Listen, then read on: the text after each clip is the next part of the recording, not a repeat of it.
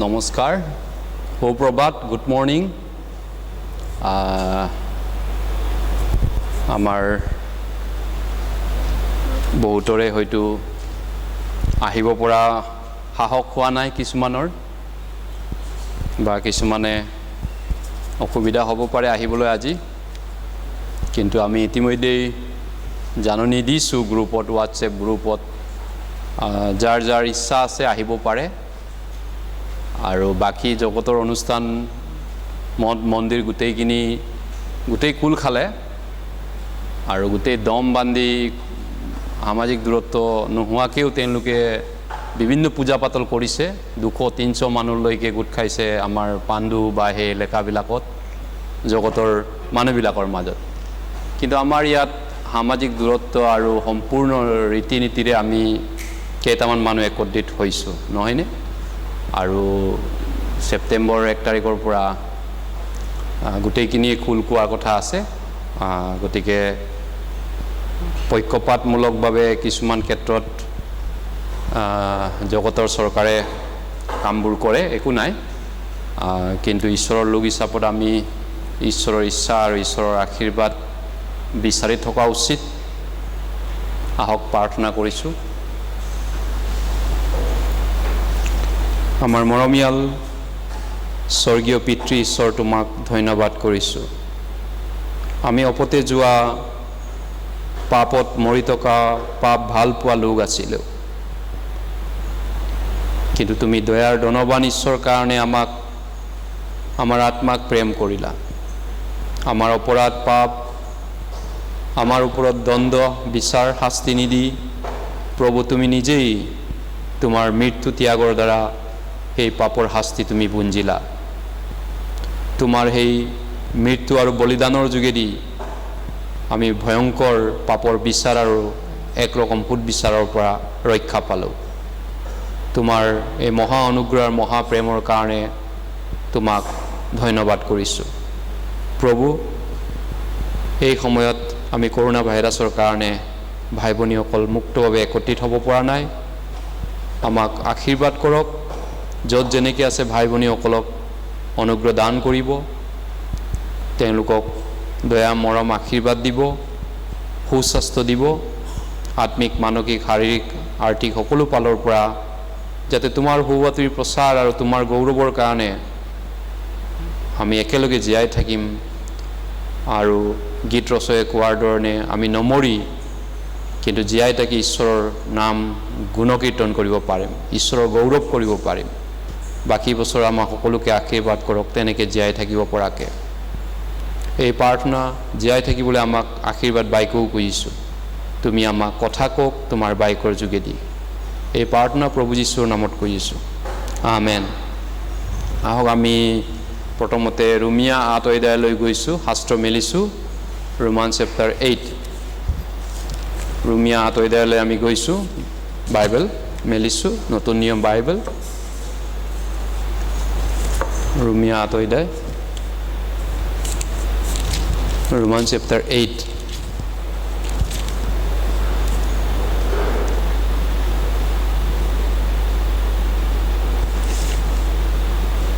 ৰোমিয়া 8 অধ্যায় 5 পদৰ পৰা 7 পদলৈ।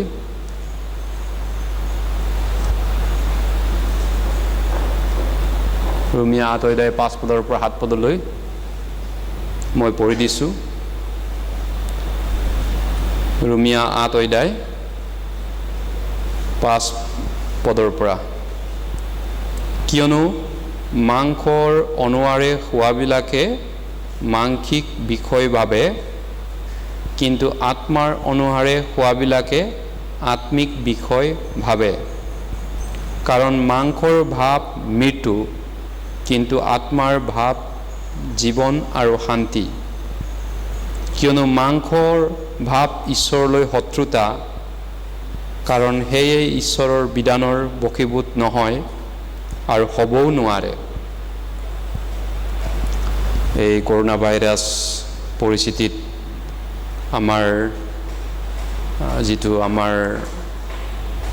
ভাই ভনীবিলাক যথেষ্ট কিছু কষ্টত পৰিছে, আৰু বিভিন্ন ঠাইত হয়তো বিভিন্ন মন বিভিন্ন ভাই ভনীবিলাকৰ হয়তো মনো ভাগি গৈছে ক'ৰবাত বা হঠাৎ নিৰাশ হ'ব পাৰে এনেকুৱা পৰিস্থিতিত যেহেতু লকডাউন বা বিভিন্ন নীতি নিয়মেৰে আমি চলিবলগীয়া হ'ল হয়তো ঘৰতে আমি বহুত আবদ্ধ হৈ থাকিবলগীয়া হ'ল হয়তো বহুতৰে ফ্ৰাষ্ট্ৰেশ্যন হ'ব পাৰে বহুতৰে নিৰাশ হঠাৎ মন ভাঙি যাব পাৰে কিন্তু যিয়ে নহওক আমি খ্ৰীষ্টিয়ান হিচাপত আমি দেখাৰে নচলি আমি বিশ্বাসেৰে চলোঁ আৰু খ্ৰীষ্টিয়ান হিচাপত ঈশ্বৰ আমি ভাৰাকা তেওঁৰ প্ৰতিজ্ঞাবিলাক তেওঁৰ অংগীকাৰবিলাক আমি ভৰসা কৰি চলিবলৈ শিকিব লাগিব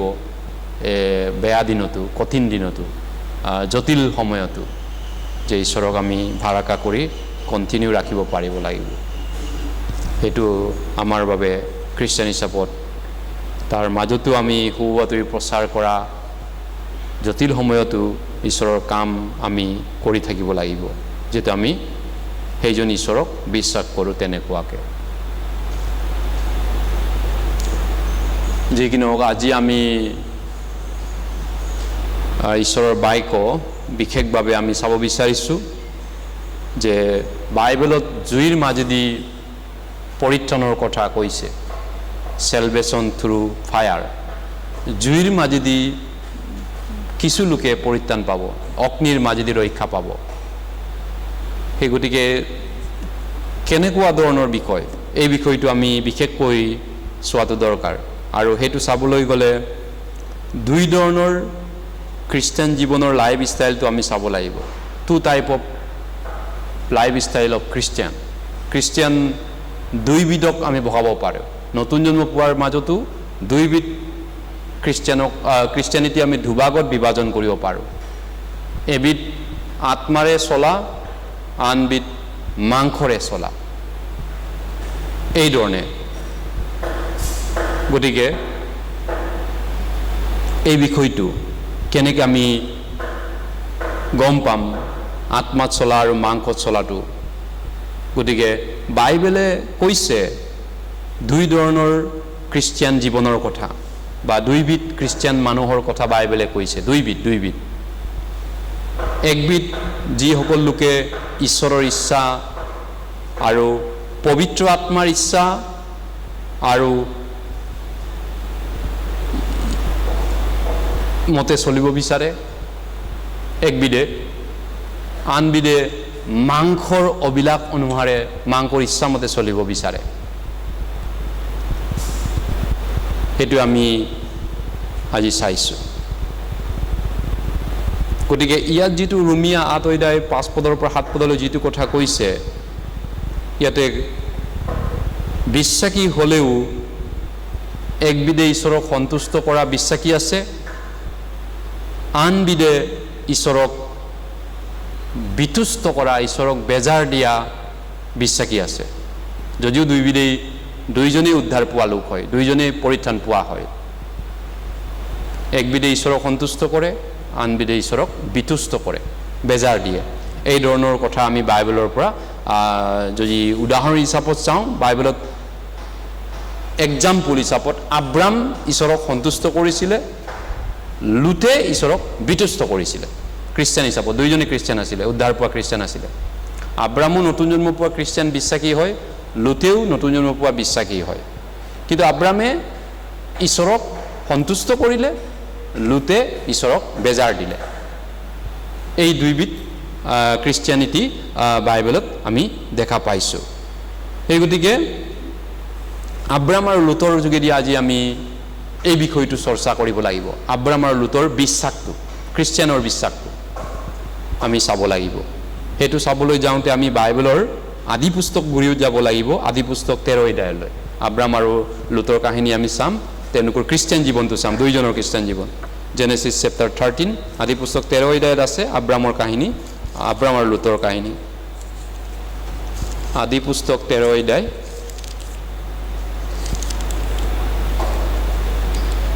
আদি পুস্তক 13 অধ্যায় আদি পুস্তক 13 অধ্যায় জেনেছিছ চেপ্টাৰ 13 1 পদৰ পৰা 4 পদলৈ বাইবেলৰ প্ৰথম পুস্তক পুৰণা নিয়ম আদি পুস্তক 13 অধ্যায় পাছে অব্ৰামে সৰ্বস্বে সৈতে তেওঁৰ ভাৰ্যাক আৰু লুতকো লগত লৈ মিছৰ দেশৰ পৰা কানান দেশৰ দক্ষিণলৈ গ'ল অব্ৰাম পহুৰ জাক আৰু সোণ ৰূপেৰেও অতিকৈ চহকী আছিল পাছে তেওঁ দক্ষিণ অঞ্চলৰ পৰা যাত্ৰা কৰি বৈতেলেলত অৰ্থাৎ ঈশ্বৰৰ গৃহ বুলি কয় এটা অৰ্থাৎ বৈতেলেল আৰু অই নগৰৰ মাজত পূৰ্বে যি ঠাইত তেওঁ তম্বু আছিল প্ৰথমে নিৰ্মাণ কৰা যজ্ঞবেদীৰ সেই ঠাইত উপস্থিত হ'ল আৰু তাতে আব্ৰামে জিহুৱাৰ নামেৰে প্ৰাৰ্থনা কৰিলে আদি পুস্তক 1 অধ্যায় আপুনি পঢ়িলে ঈশ্বৰে কেনেকৈ সৃষ্টি কৰিছিল সেইটো আপুনি দেখা পায় নহয় জানো সৃষ্টিৰ বিষয়টো আদি পুস্তক 1 অধ্যায় আৰু 2 অধ্যায়ত ঈশ্বৰে মানুহ সৃষ্টি কৰা আৰু আদাম হাৱাক সৃষ্টি কৰা আদি পুস্তক 2 অধ্যায়ত আমি পাইছোঁ তাৰপিছত 3 অধ্যায়ত মানুহে পাপ কৰা আমি পাইছোঁ সৰ্পই আদাম আৰু হাৱাক ভুলালে আৰু মানুহ পাপত পতিত হ'ল আদি পুস্তক 3 অধ্যায় 4 অধ্যায়ত কি পাইছোঁ আমি আদাম আৰু হাৱাৰ প্ৰথম ল'ৰা কেইন আৰু হেবেলৰ দুইজনৰ উপহাৰ ঈশ্বৰক দিয়া উপাসনা আৰাধনা আমি দেখা পাইছোঁ হেবল বিশ্বাসেৰে ধাৰ্মিক হ'ল কইন ঈশ্বৰৰ পৰা অগ্ৰাহ্য হ'ল 5 অধ্যায়ত কি পাইছোঁ আমি আদামৰ বংশাৱলী পাইছোঁ 5 অধ্যায় আদি পুস্তক 5 অধ্যায় আদামৰ বংশ খানদানটো 6 অধ্যায়ত আমি পাইছোঁ নোহাৰ বিৱৰণ নোহাৰ বংশ খানদান আৰু নোহাৰ দিনত মানুহবিলাক কেনেকৈ দুষ্ট আছিলে বেবিচাৰ অতিকৈ বেয়া আছিলে ঈশ্বৰে নোহাক ক'লে মই বিচাৰ কৰিম বানপানীৰে আৰু সেইধৰণে আদি পুস্তক 6 অধ্যায় 7 অধ্যায় বানপানীৰ কথা আমি পাওঁ বিচাৰ 8 অধ্যায়ত পানী শুকাইছে আৰু আৰাৰ পৰ্বতত জাহাজ লাগিছে তাৰপিছত নোহাৰ পৰিয়ালটো নাৱৰ পৰা নামিছে আৰু তেওঁলোকে সমতল ভূমি চাই পৰিছে 8 অধ্যায় 9 অধ্যায় তাৰপিছত সেইধৰণে আমি যদি চাওঁ 10 অধ্যায়ত আমি দেখা পাইছোঁ তেওঁলোকে এটা নিম্ৰদৰ নেতৃত্বত এটা জেগা তেওঁলোকে বাছি লৈছিলে 11 অধ্যায়ত 1 পদৰ পৰা পালে তেওঁলোকে এটা ভাষা এটা জাতি কৈছিলে আৰু সেইকাৰণে তেওঁলোকে বাবিল বিল্ডিং বনাইছিলে আৰু তাৰপিছত ঈশ্বৰক তেওঁলোকে প্ৰত্যাহ্বান কৰিব বিচাৰিছিলে সেইকাৰণে ঈশ্বৰে তেওঁলোকক সেই জেগাত ভাষা বিভেদ কৰিলে জাত বিভেদ কৰিলে আৰু ঈশ্বৰে অভিশাপ স্বৰূপে তাৰ পৰা তেওঁলোকক বাবিল জেগাৰ পৰা খেদিলে আব্ৰামৰ নোহাৰ বংশটো নোহাৰ বংশ আমি নোহাৰ বংশ হয় কিন্তু নোহাৰ বংশ হিচাপত তাৰ পৰা খেদা খালে য'ত ত'ত হিচৰিত হ'ল ভাষা বিভাজন হ'ল জাতপাত সৃষ্টি হ'ল আদি পুস্তক 11 অধ্যায় আৰু মানুহ ঈশ্বৰৰ পৰা এক প্ৰকাৰ কহি পৰিল একেবাৰে ঈশ্বৰৰ লগত মানুহ যোগাযোগ একেবাৰে নাইকিয়া হ'ল বানপানীৰ পিছত আৰু সেই সময়তে মানুহবিলাকে দেৱ দেৱী প্ৰতিমা পূজা আৰম্ভ কৰিছিল আদি পুস্তক 11 অধ্যায় আৰু 11 অধ্যায় শেষৰ পালে ঈশ্বৰে তেৰ নামৰ এজন মানুহ বৰ্তমান ইৰাক বাবিল বৰ্তমান ইৰাক য'ত সাদ্দাম হুছেইনৰ নাম আছিল নহয় জানো সেই ইৰাক বাবিল সেই জেগাৰ পৰা তেৰৰ পুত্ৰ অব্ৰামক ঈশ্বৰে মাতি উলিয়াইছিলে মূৰ্তি পূজা কৰা পৰিয়ালৰ পৰা আৰু আদি পুস্তক 12 অধ্যায় আপুনি দেখিলে আব্ৰামক ঈশ্বৰে আমন্ত্ৰণ কৰিছে কানান দেশলৈ বলা নিজৰ জাতি পৰিয়াল এৰি পিনি তাৰপিছত আদি পুস্তক 12 অধ্যায়তে আমি যদি দেখা পাওঁ ঈশ্বৰে আব্ৰামক দৰ্শন দিছে যদি চাওঁ 12 অধ্যায় 7 পদত কৈছে পাছে জিহুৱাই আব্ৰামক দৰ্শন দি ক'লে 12 অধ্যায় 5 পদত কৈছে 7 পদত 12 অধ্যায় 7 পদত তোমাৰ বংশকেই মই এই দেশ দিম এইয়ে তাতে তেওঁ নিজকে দৰ্শন দিয়া জিহুৱালৈ সেই ঠাইতে এটি যজ্ঞবেদী নিৰ্মাণ কৰিলে তাৰপিছত পাছে তেওঁ সেই ঠাই এৰি বৈতেলৰ ঈশ্বৰৰ গৃহ বৈতেল মানে ঈশ্বৰৰ গৃহ ঈশ্বৰৰ ঘৰ পূব পালে পৰ্বতটো পাই বৈতেলক পশ্চিম আৰু আয়ক পূব কৰি তাতে তেওঁৰ তম্বু ঘৰ তৰিলে সেই ঠাইতে তেওঁ জিহুৱালৈ যজ্ঞবেদী নিৰ্মাণ কৰি জিহুৱাৰ নামেৰে প্ৰাৰ্থনা কৰিলে সেই একেটা জেগাত প্ৰাৰ্থনা কৰা কথা 13 অধ্যায়টো পাইছোঁ 13 অধ্যায় 4 পদত কৈছে পাছে নিৰ্মাণ কৰা যজ্ঞবেদীৰ সেই ঠাইত উপস্থিত হ'ল আৰু তাতে আব্ৰামে জিহুৱাৰ নামেৰে প্ৰাৰ্থনা কৰিলে কিন্তু সময় বেলেগ বেলেগ আছে এই একেটা জেগাতে বৈতেলেতে ঈশ্বৰে দুবাৰ আব্ৰামক দৰ্শন দিছে আৰু দুবাৰ আব্ৰামে যজ্ঞবেদী পাতি ঈশ্বৰক প্ৰাৰ্থনা কৰিছে কিন্তু কথা বেলেগ বেলেগ আমি কথাবিলাক যদি চাওঁ এনে ধৰণৰ হয় আমি তাৰ কাহিনীটো যদি চাওঁ এনেকুৱা আব্ৰাম হেকত কানানলৈ ঈশ্বৰৰ আদেশ মতে গ'ল তেওঁৰ বাবিল জেগাটো এৰিলে মাক দেউতাক জাতি বংশ এৰিলে আৰু তেওঁ সেই কানানত যাওঁতে তেওঁ কিবা এটা বৰ তিতা লগা জীৱনৰ অভিজ্ঞতা এটা পালে তিক্ত অভিজ্ঞতা বুলি কয় না বৰ বেয়া এটা দুখ লগা কথা এটা হ'ল কানানত আকাল হ'ল ঈশ্বৰে মাতিছিল কানানত গৈছে কানানত একো নাই মৰুভূমি বালি গৰম ঠাণ্ডা খেতি বাতি নাই আৰু ঈশ্বৰে তাক ভাল জেগাৰ পৰা মাতি লৈ গ'ল কিন্তু তেওঁ গৈছে তাত বেয়া জেগাত তেওঁ আহি পালে কানানটো মৰুভূমি বালি একো নাই শুকান আৰু আকাল হৈ গ'ল বহুত আকাল তেতিয়া কি কৰিব আব্ৰামে তেতিয়া খাদ্য চাউল ধান বিচাৰি মিছৰলৈ নামি গৈছে মিছৰলৈ গুচি গৈছে নিজৰ কানানটো এৰি পিনি মিছৰটো ওচৰতে আছে মিছৰ দেশ এতিয়াও আছে মিছৰ গতিকে তালৈ নামি গৈছে কি কৰিব ধান চাউল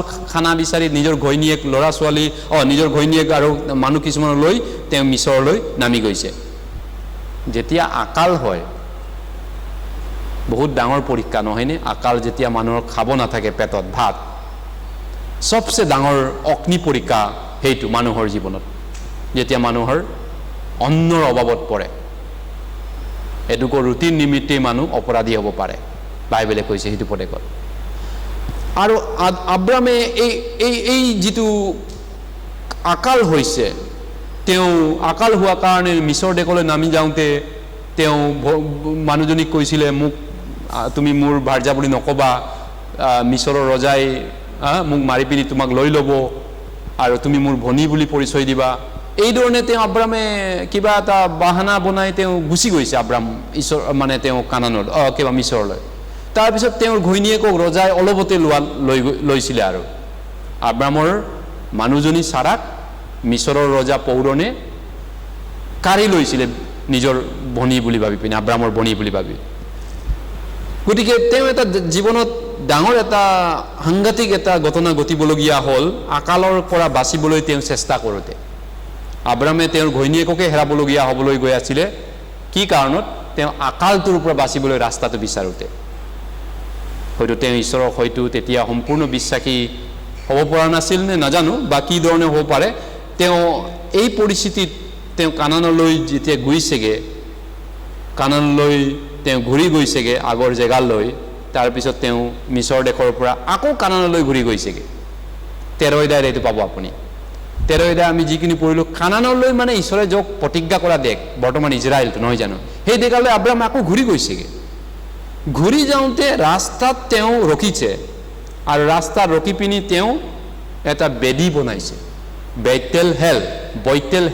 বেতেল ঈশ্বৰৰ ঘৰ সেই বেদী বনাই তেওঁ ৰাস্তাতে ঈশ্বৰক প্ৰাৰ্থনা কৰিছে জিহুৱাৰ নামত য'ত তেওঁ 12 অধ্যায়তো যিন জেগাত তেওঁ যাত্ৰা কৰোঁতে প্ৰাৰ্থনা কৰিছিল জিহুৱাৰ নামত বেদী বনাই যিজন ঈশ্বৰে তেওঁক দৰ্শন দিছিলে তেওঁৰ নামত তেওঁ বেদী বনাই জিহুৱাৰ নামত প্ৰাৰ্থনা কৰিছিল 12 অধ্যায় সেই একেটা অধ্যায়ত তেওঁ ঘূৰি আহোঁতে সেই একেটা জেগাতে প্ৰাৰ্থনা কৰিছেগৈ ইয়াৰ দ্বাৰা কি বুজাব বিচাৰিছে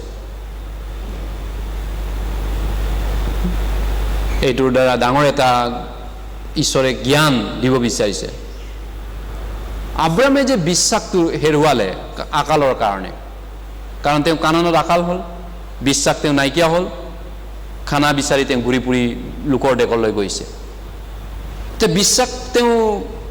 বিশ্বাসটো ঈশ্বৰে সেইকাৰণে তেওঁক পুনৰ আনিছে বিশ্বাসটো তেওঁক পুনৰ স্থাপন কৰিবলৈ প্ৰচেছ কৰিছে বা তেওঁক প্ৰক্ৰিয়া এটা কৰিছে যে তেওঁৰ বিশ্বাসী জীৱনটো যেন আকৌ আগৰ অৱস্থালৈ ঘূৰি আহে ইয়াৰ দ্বাৰা সেই বেতেলেহতে তেওঁ আকৌ প্ৰাৰ্থনা কৰিছেগৈ ঈশ্বৰক তাত ঈশ্বৰক বিশ্বাস কৰি চলিছিল আৰু তেওঁ বিশ্বাস এৰি পিনি আকালৰ কাৰণে এটা জেগাত মিছৰত গুচি গ'ল আকৌ তেওঁ ঘূৰি আহিছে ঈশ্বৰলৈ ঘূৰি আহিছেগৈ য'ত মই ঈশ্বৰক বিশ্বাস কৰিছিলোঁ বইতেলেৰত সেই জেগাতে তেওঁ ঈশ্বৰক প্ৰাৰ্থনা কৰিছেগৈ ইয়াৰ দ্বাৰা কি বুজাব বিচাৰিছে বিশ্বাস ফেইল হ'ব পাৰে খ্ৰীষ্টিয়ানে বিশ্বাসত কেতিয়াবা উজুতি খাব পাৰে কিন্তু পুনৰ বিশ্বাসলৈ ঘূৰি অহাটো পুনৰ ৰিষ্টৰিং কৰাটো ইয়াত আমি দেখা পাইছোঁ ঈশ্বৰৰ লগত তেওঁ আকৌ পুনৰ সহভাগিতা ফেল'শ্বিপলৈ তেওঁ ঈশ্বৰলৈ ঘূৰি আহিছে কাৰণ একজেক্ট সেই একেটা জেগাতে জিহুৱাৰ নামত তেওঁ প্ৰাৰ্থনা কৰিছে আৰু ঈশ্বৰক তেওঁ লগ কৰিছিলে যিটো ঈশ্বৰক তেওঁ প্ৰথম লগ পাইছিলে বাৰৈদাই যেতিয়া ঈশ্বৰে মাতিছিলে নিজৰ মাটি বাৰী ঘৰ এৰি পিনি আহা তেতিয়া ঈশ্বৰে বাৰৈদাই 4-5 ফুট পৰিলে আপুনি 6 ফুট 7 ফুট পৰিলে ঈশ্বৰে তেওঁক দৰ্শন দিছে ঈশ্বৰে তেওঁক কথা পাতিছে আৰু তেওঁ বেতেলত তেওঁ প্ৰাৰ্থনা কৰিছে ঈশ্বৰক তাৰপিছত তেওঁ সেই প্ৰথমবাৰ ঈশ্বৰক লগ পোৱা জেগাটো তাতে ঈশ্বৰক আকৌ মনত পেলাই তাতে তেওঁ আতুকাৰি প্ৰাৰ্থনা কৰিছে বেদী এটা বনাই পিনি প্ৰথমবাৰ ঈশ্বৰক লগ পোৱাটো প্ৰথম প্ৰেম দ্য ফাৰ্ষ্ট লাভ তেওঁ ৰিষ্টৰ কৰিছেগৈ তেওঁ প্ৰথম ঈশ্বৰৰ প্ৰেমটো যিটো নেকি আকালৰ কাৰণে হওক কিবা এটা কাৰণতে তেওঁ হেৰুৱাইছিলে তেওঁ আকৌ পুনৰ এইটো ঈশ্বৰৰ লগত মিলিছেগৈ এইটো এটা ডাঙৰ বিষয় এইকাৰণে প্ৰকাশিত বাক্য 2:4-5 পদত কৈছে তোমাৰ ইপিচিয়া মণ্ডলীক কৈছিলে তোমাৰ কৰ্ম ধৈৰ্য আমি চাব পাৰোঁ প্ৰকাশিত বাক্য 2 আমি চাওঁ প্ৰকাশিত বাক্য 2 আমি জেনেচিছলৈ আদি পুস্তক ঘূৰি আহিম প্ৰকাশিত বাক্য 2 গৈছোঁ তাতে প্ৰথম প্ৰেমৰ কথা উল্লেখ কৰিছে আব্ৰামে সেই প্ৰথম প্ৰেমৰ কথা মনত পেলাইছেগৈ ঈশ্বৰক প্ৰথম লগ পোৱা সময়টো টাইমটো জেগাটো আদি প্ৰকাশিত বাক্য ৰেভেলেশ্যন চেপ্টাৰ 2 4 আৰু 5 পদ 4 আৰু 5 পদ ইয়াতে কৈছে তথাপি তোমাৰ বিৰুদ্ধে মোৰ কথা আছে তোমাৰ বিৰুদ্ধে মোৰ কথা আছে দেই যে তুমি তোমাৰ প্ৰথম প্ৰেম এৰিলা এতেকে তুমি ক'ৰ পৰা পৰিলা তাক সোঁৱৰণ কৰা আৰু মন পাল্টাই প্ৰথম কৰ্ম কৰা নতুবা তুমি মন নাপাল্টালে মই তোমাৰ তাত উপস্থিত হৈ তোমাৰ দীপাদাৰ নিজ ঠাইৰ পৰা দূৰ কৰিম ইপিচিয়া মণ্ডলীক কৈছিল নহয় জানো ইপিচিয়া মানে নতুন জন্ম পোৱা মণ্ডলী হয় গতিকে এতিয়া নতুন জন্ম পোৱাৰ পিছত আমি নতুন জন্ম পোৱাৰ পিছত আমাৰ প্ৰথম ডিউটি কি আমাৰ দায়িত্ব কি সেইটো হৈছে ঈশ্বৰৰ প্ৰেম আৰু ঈশ্বৰৰ লগত বসতি কৰা তেওঁৰ প্ৰেম আৰু তেওঁৰ আশ্ৰয়ত বসতি কৰাটো আমাৰ দায়িত্ব আৰু তেওঁৰ বাইকত ধৰি ৰখাটো তেওঁৰ বাইকত স্থিৰ হৈ থকাটো অন্তৰটো শুদ্ধভাৱে আৰু নিৰন্তৰে ঈশ্বৰৰ লগত ফেল'শ্বিপ কৰিব লাগিব আৰু নিৰন্তৰে তেওঁক সেৱা কৰিব লাগিব নতুন জন্ম পোৱাৰ পিছত আমাৰ জীৱনটো তেনেকুৱা হ'ব লাগে নহয়নে যেনেকৈ আব্ৰামে মিছৰ দেশলৈ গুচি গৈছিলে কিয়ৰ কাৰণে কানানৰ পৰা ঈশ্বৰে তেওঁক বাবিলৰ পৰা মাতি উলিয়ালে দেৱ দেৱী পূজা কৰা পৰিয়ালৰ পৰা আৰু কানানটো গাখীৰ আৰু মৌ বৈ থকা দুগ্ধ জেগালৈ মাতিলে কিন্তু প্ৰথম অৱস্থাত কানান তেনেকুৱা নাছিলে প্ৰথম অৱস্থাত মৰুভূমি হয় সেইটো বালি মৰুভূমি জাগতিক পালৰ পৰা বা শাৰীৰিক পালৰ পৰা আৰু ঈশ্বৰে তেওঁক মাতাৰ পিছত যেতিয়া কানানত আকাল হৈছিলে তেওঁ আকালৰ পৰা পলাবলৈ ৰাস্তা বিচাৰিছে তে আকালটোৰ পৰা বাচিম কেনেকৈ আকাল হৈছে ঈশ্বৰে য'ত মাতিছে তাত আকাল হৈছে আকাল মানে ফেমিন মানে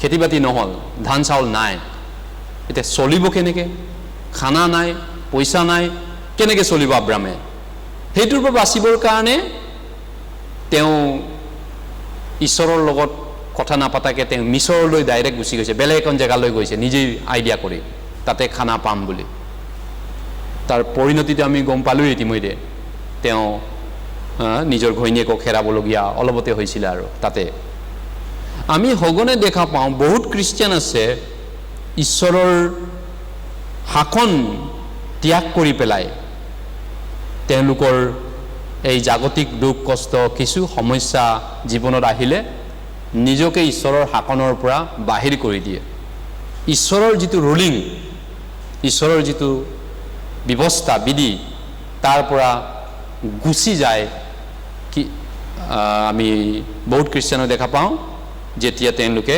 জগতত দুখ কষ্ট কিবা অসুবিধা পাই যায় কিবা কাৰণত ঈশ্বৰৰ হাতৰ পৰা গুচি যায় আচলতে ঈশ্বৰে চলোৱা হাতৰ পৰা আঁতৰি যায় আৰু ইয়াৰ পৰিণতিত এই এনেকুৱা যেতিয়া হৈ যায় এই খ্ৰীষ্টিয়ানবিলাকে ঈশ্বৰৰ লগত এটা ভগ্ন সহভাগিতা কৰিবলৈ বাধ্য হয় ব্ৰকেন ফেলোশ্বিপ ঈশ্বৰৰ লগত সম্পৰ্কটো ভাঙি যায় ফেলোশ্বিপটো সহভাগিতাটো আৰু তেওঁলোকে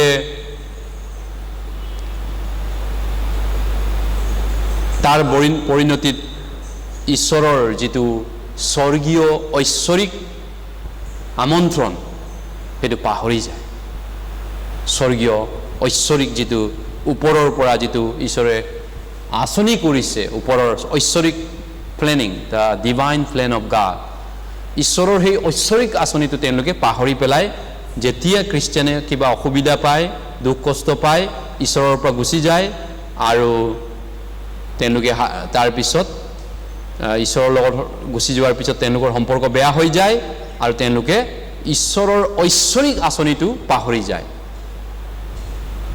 এইকাৰণে আমাক মন পাল্টন দৰকাৰ আছে আমাক ৰিপেণ্টেণ্ট দৰকাৰ হয় আমি তেনেকুৱা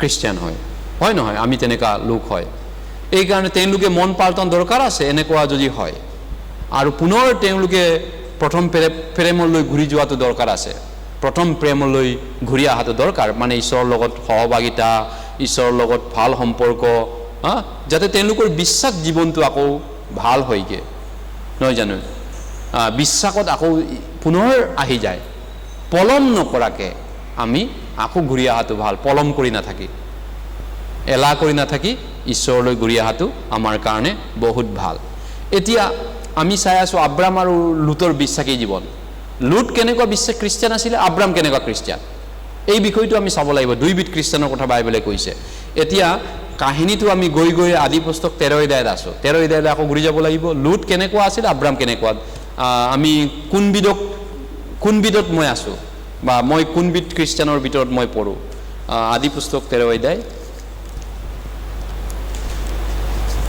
আদি পুস্তক 13 অধ্যায়ত আমি আছো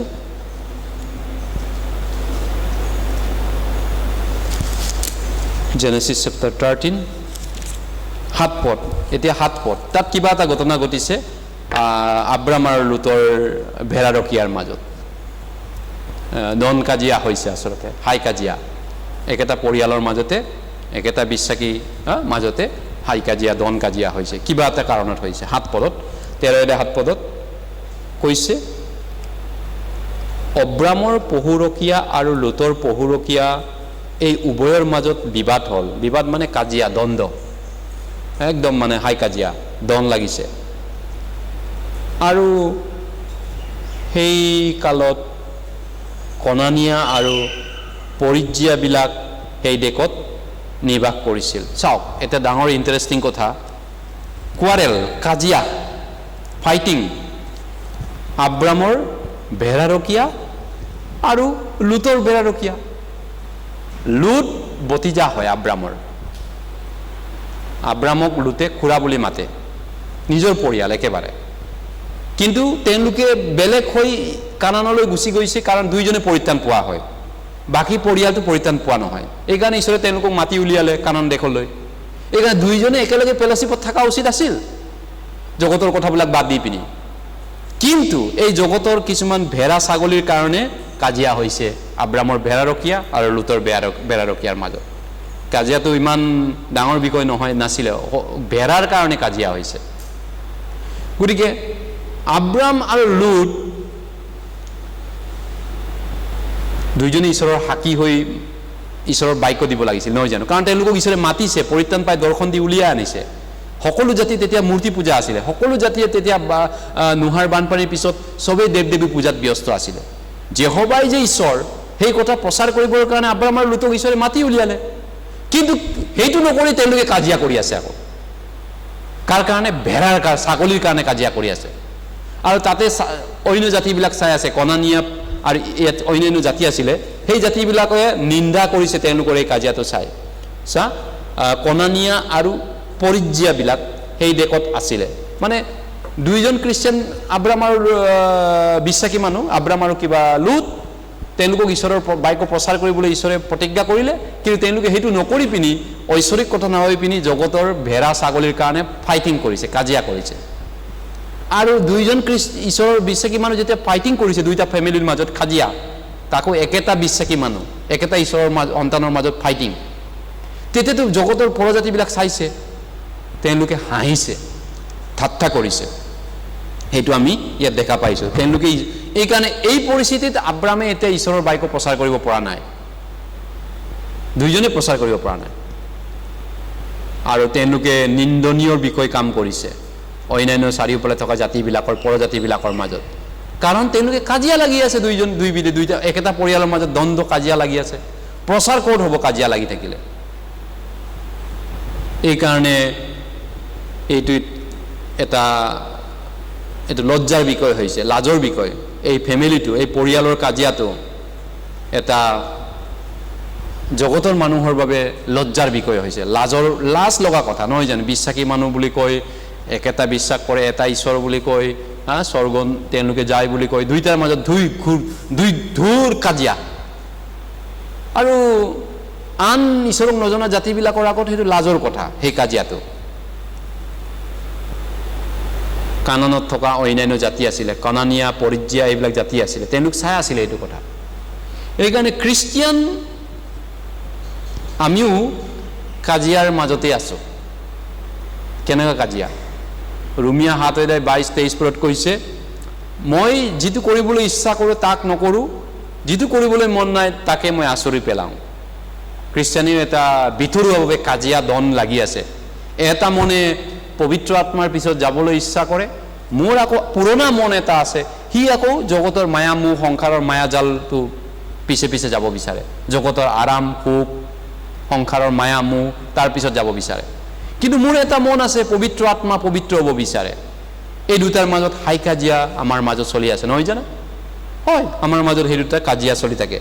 আৰু অকল সেই নহয়, কেতিয়াবা বিশ্বাসীৰ মাজতো আকৌ ফাইটিং হয়। আমাৰ মণ্ডলীৰ মাজত, আমাৰ বিশ্বাসী নতুন জন্ম পোৱাৰ মাজতো দুইবিধৰ মাজত আকৌ কাজিয়া লাগে, কাজিয়াও আমি দেখা পাওঁ। ফাইট, দ্বন্দ্ব, হাই কাজিয়া খ্ৰীষ্টিয়ানৰ মাজত,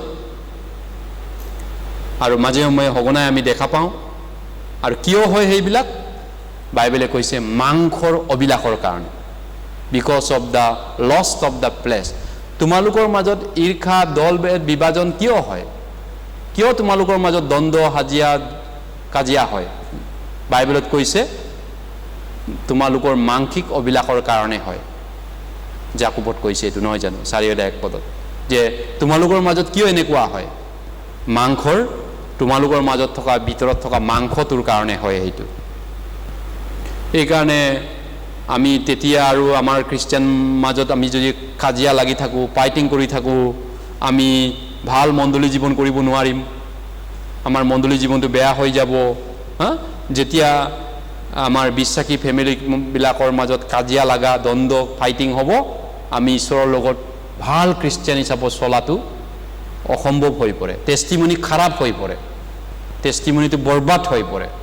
আৰু সেইটোৱে শয়তানে আশা কৰে আমাৰ পৰা। শয়তানে সেইটোৱে বিচাৰে খ্ৰীষ্টিয়ানৰ মাজত এনেকুৱা হোৱাটোৱে, যাতে প্ৰচাৰটো ৰখি যায়। শয়তানে খ্ৰীষ্টিয়ানক নৰকত নিব নোৱাৰে, কিন্তু আমাৰ জীৱনটো বিফল কৰিব পাৰে, নহয়নে? সেইটোৱে শয়তানে আমাৰ পৰা আশা কৰে। এইকাৰণে বাইবেলত কৈছে, সিটো পদে 21:9 যে দন্দুৰী তিৰোতাৰ লগত বাস কৰাতকৈ ছালৰ এচুকত থকাই বেছি ভাল।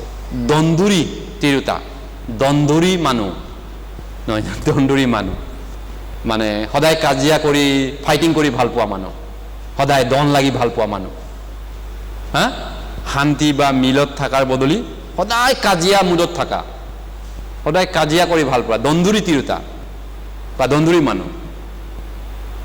তাৰ লগত থকাতকৈ ছালৰ এচুকত থকা ভাল, এই পূজাঘৰত থকাটো ভাল বুলি কৈছে বাইবেলে, নহয় জানো?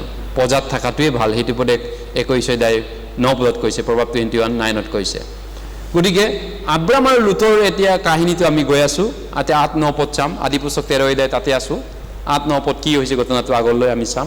8 আৰু 9 পদ, জেনেচিছ 13 verse 8 and 9।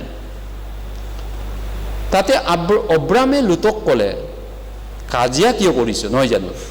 মিনতি কৰিছোঁ, মই ৰিকুৱেষ্ট কৰিছোঁ আপোনাক, হা, মোৰে তোমাৰে মাজত আৰু মোৰ পহুৰকীয়া আৰু তোমাৰ পহুৰকীয়াৰ মাজত কাজিয়া বা বিবাদ নহওক, কিয়নো আমি পৰস্পৰ জাতি মানুহ, একে বিশ্বাসী মানুহ, একেটা ঈশ্বৰৰ সন্তান, একেজন বিশ্বাসী খ্ৰীষ্টিয়ান। গতিকে 9 পদত কৈছে, তোমাৰ আগত জানো গোটেইখন দেশ নাই? মই বিনয় কৰিছোঁ, ৰিকুৱেষ্ট কৰিছোঁ, তুমি মোৰ পৰা বেলেগ হোৱা।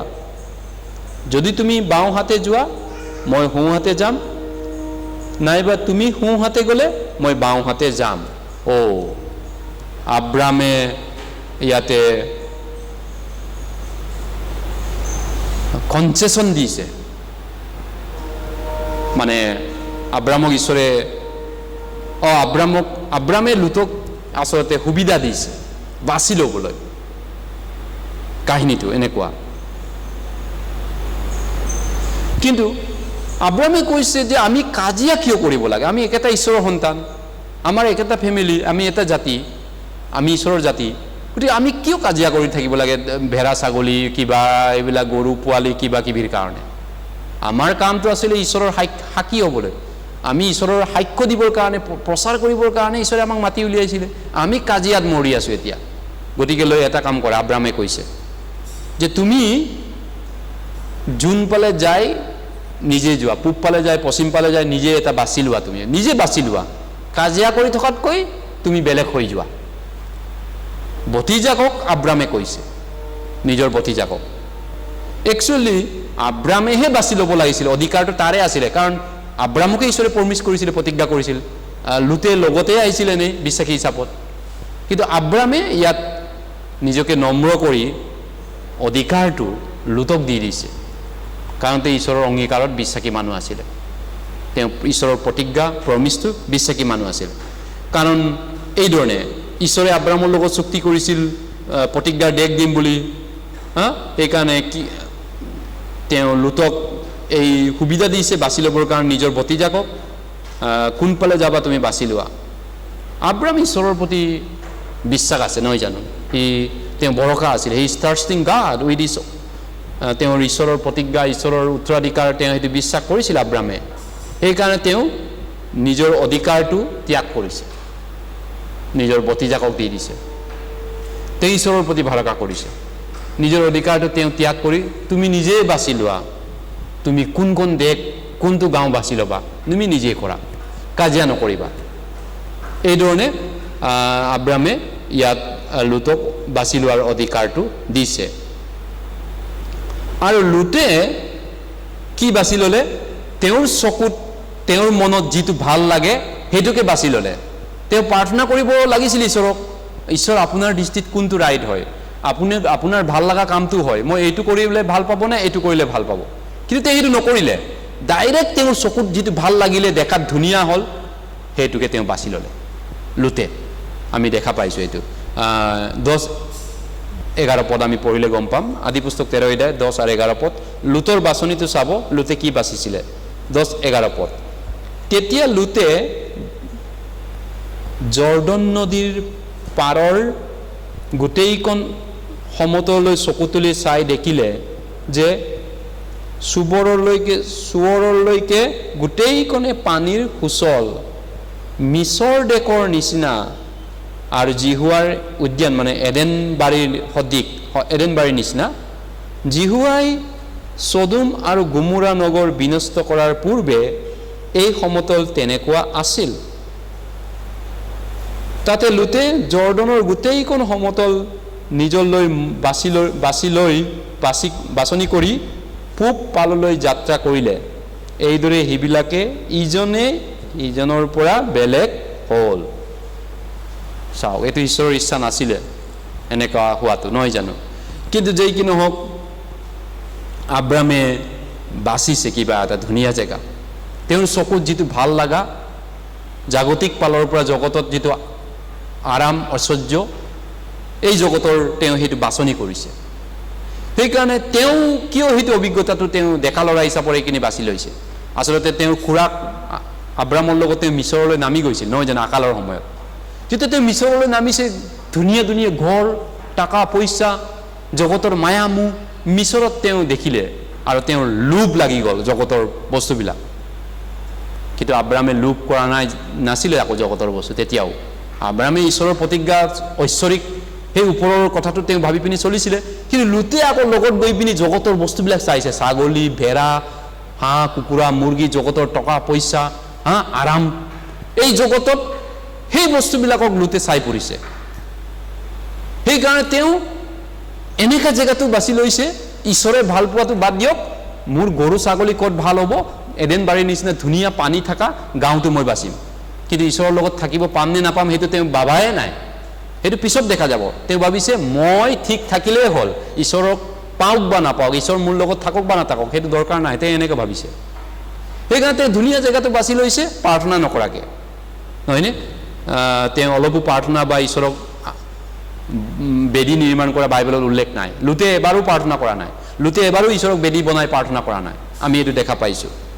তেওঁ নিজৰ চকুত যিটো ভাল লগা সেইটো কামেই কৰিছে। আনকি তেওঁ এই জগতৰ সোৱাদ পাইছিলে মিছৰত, আৰু তেওঁ জগতৰ বস্তুবিলাকৰ পিছে পিছে দৌৰিবলৈ আৰম্ভ কৰিছিলে। তেওঁ জগতৰ বস্তুৰ প্ৰতি মোহিনী হৈছিলে, কিন্তু ঈশ্বৰৰ অংগীকাৰক বিশ্বাস নকৰি পিনি তেওঁ জগতৰ প্ৰতি ধাউতি হৈ গ'ল। ঈশ্বৰৰ যিটো কলিং আছিলে, আমন্ত্ৰণ আছিলে, ঈশ্বৰৰ যিটো প্ৰমিছ আছিলে, প্ৰতিজ্ঞা আছিলে, সেইটোলৈ ধাউতি নকৰি তেওঁ জগতত এইবিলাকৰ বস্তুবিলাক চালে তেওঁ। সেইকাৰণে বাইবেলে কৈছে খ্ৰীষ্টিয়ানে আমি দেখাৰে নচলি বিশ্বাসেৰে চলো। 2 Corinthians 5:8 কৈছে, নহয় জানো? For we are walk by faith not by sight. আমি দেখাৰে নচলি বিশ্বাসেৰে চলো। কিন্তু লুতে সম্পূৰ্ণ বিপৰীত কৰিছে, তেওঁ দেখাৰে চলিছে। দেখাত ধুনীয়া এডেন বাৰী, মিছৰ দেশৰ নিচিনা। মিছৰটো কানান নহয় দেই, মিছৰত ঈশ্বৰ নাই। কানানত ঈশ্বৰ প্ৰতিজ্ঞা আছে, প্ৰতিজ্ঞা মিছৰত নাই। কিন্তু তেওঁ ধুনীয়া টকা, বিল্ডিং, ধুনীয়া ৰাস্তা, গাড়ী মটৰ সেইবিলাক চাইছে, ঈশ্বৰৰ প্ৰতিজ্ঞাটো চোৱা নাই। সেইকাৰণে তেওঁ চকুৰে চাই পিনি চলিছে, বিশ্বাসেৰে চলা নাছিলে। কিন্তু বাইবেলে কৈছে খ্ৰীষ্টিয়ানে চকুৰে চাই নচলি, চকুৰে নেদেখা ঈশ্বৰক বিশ্বাসেৰে চলো। 2 Corinthians 5:7 কৈছে। কিন্তু লুতে ইয়াত কি কৰিলে? পাপিষ্ট নগৰী এটাক বাছি ল'লে। কিন্তু প্ৰথম অৱস্থাত পাপিষ্ট বুলি তেওঁ গম পোৱা নাছিলে। ধুনীয়া সুচল পানী আছে, এডেন বাৰীৰ নিচিনা, মিছৰ দেশৰ নিচিনা, জগতত আৰাম পাম, সুখ পাম, জীৱনটো বাকী বছৰ ভালকৈ কটাব পাৰিম। অলপ আগতে যে ধ্বংস আছে, অলপ পিছতে যে সদম গমোৰা ঈশ্বৰে ধ্বংস কৰিব, সেইটো তেওঁ দেখা নাপালে। তেওঁৰ দৃষ্টিশক্তি সূক্ষ্ম নাছিলে, তেওঁৰ দৃষ্টিশক্তিটো বহুত দূৰলৈ চাব পৰা নাছিলে, তেওঁ ওচৰটো চাইছিলে। অলপ আগতে যে বৰবাদ হ'ব সদম গমোৰা পাপিষ্ট নগৰটো, তেওঁ সেইটো গম নাপালে। সেইকাৰণে যিটো সদম গমোৰাক ঈশ্বৰে ধ্বংস কৰিলে, তেওঁ তাৰ বদলি সেই সদম গমোৰাত নগৈ পিনি নিজৰ খুৰা আব্ৰামৰ লগত থকা হ'লে আৰু ঈশ্বৰৰ প্ৰতিজ্ঞাক অপেক্ষা কৰি থকা হ'লে, ঈশ্বৰৰ প্ৰমিছটো ৱেইটিং কৰি থকা হ'লে, নহয় জানো? যিটো নেকি ঈশ্বৰে প্ৰতিজ্ঞা কৰিছে, তোমালোকক দিম এই দেশ কানান, তোমালোকক আশীৰ্বাদ দিম, সেইটো ঈশ্বৰে প্ৰতিজ্ঞা কৰিছিল। কিন্তু সেইটোলৈ ৰখি নাথাকি তেওঁ সদমলৈ গুচি গ'ল। কাৰণ তেওঁ কিয় এইটো কৰিলে? তেওঁৰ চকুত যিটো এট্ৰেক্টিভ, ধুনীয়া, চকুত মোহিনী, চকুত ভাল লগা কামটো তেওঁ কৰিলে। চকুৱে যিটো ভাল লাগে, মোৰ ভাল লাগিছে চাই, সেইটোকে তেওঁ কৰিলে, নিজৰ চকুত সন্তুষ্ট হোৱা কামটো। কিন্তু ঈশ্বৰৰ চকুৱে বা বেজাৰে পালে নেকি সেইটো তেওঁ মন নিদিলে, নিজৰ চকুত ভাল লগাটোকে বাছি ল'লে লুটে। গতিকে আব্ৰাম আৰু লুটৰ খ্ৰীষ্টান জীৱনৰ পৰা আমি চাব পাৰোঁ। গতিকে লুটৰ এই বাছনিৰ পৰা আমি এটা কথা অনুভৱ কৰিব পাৰোঁ, তেওঁ এটা অহংকাৰী মানুহ আছিলে। কাৰণ তেওঁ প্ৰাৰ্থনা কৰা নাই, ঈশ্বৰৰ আগত আঁতুকাৰা নাই। আব্ৰামে যিটো বাৰে বাৰে কৰিছিল আঁতুকাৰী ঈশ্বৰক, বেদী বনাই প্ৰাৰ্থনা কৰিছিল, তেওঁ একো প্ৰাৰ্থনা নকৰাকৈ নিজৰ মতে সিদ্ধান্ত লৈছে। এইটো অহংকাৰটোকেই বুজাইছে, ফ্ৰাইড নহয় জানো, অহংকাৰ। তাৰপিছত তেওঁ স্বাৰ্থপৰ মানুহ আছিলে, চেল্ফিছনেছ, আৰু তেওঁ ঈশ্বৰক বিশ্বাসী মানুহ নাছিলে। সেইটো আমি স্পষ্টকৈ দেখা পাইছোঁ লুটৰ জীৱনটো। লুট কেনেকুৱা খ্ৰীষ্টান আছিলে? অহংকাৰী, স্বাৰ্থপৰ, অবিশ্বাসী খ্ৰীষ্টান। তেওঁ সদম গমোৰা বাছি ল'লে, যদিও কিয় তেওঁ এইটো বাছি ল'লে? ঈশ্বৰৰ তেওঁ আশীৰ্বাদ পাব পাৰিলেহেঁতেন, তাৰ বদলি তেওঁ ঈশ্বৰে দিয়া আশীৰ্বাদটোক তেওঁ তুচ্ছ কৰিলে। ঈশ্বৰে দিয়া প্ৰতিজ্ঞাটো তেওঁ তুচ্ছ কৰি পিনি এই জগতৰ কণ্টিকীয়া আমেজ দিয়া বস্তুলৈ তেওঁ লোলুপ দৃষ্টি কৰিলে। কিন্তু এই সদম গমোৰা কেইদিন থাকিলে? কিমান দিন সি ভোগ কৰিবলৈ পালে? হয়তো বেছি দিন নাপালে, জ্বলাই দিলে, ধ্বংস কৰিলে ঈশ্বৰে, নহয় জানো, এই সদম আৰু গমোৰা। গতিকে শ্বৰ্ট চাইটেড, দূৰদৰ্শী, অদূৰদৰ্শী বুলি অসমীয়া শব্দ এটা আছে।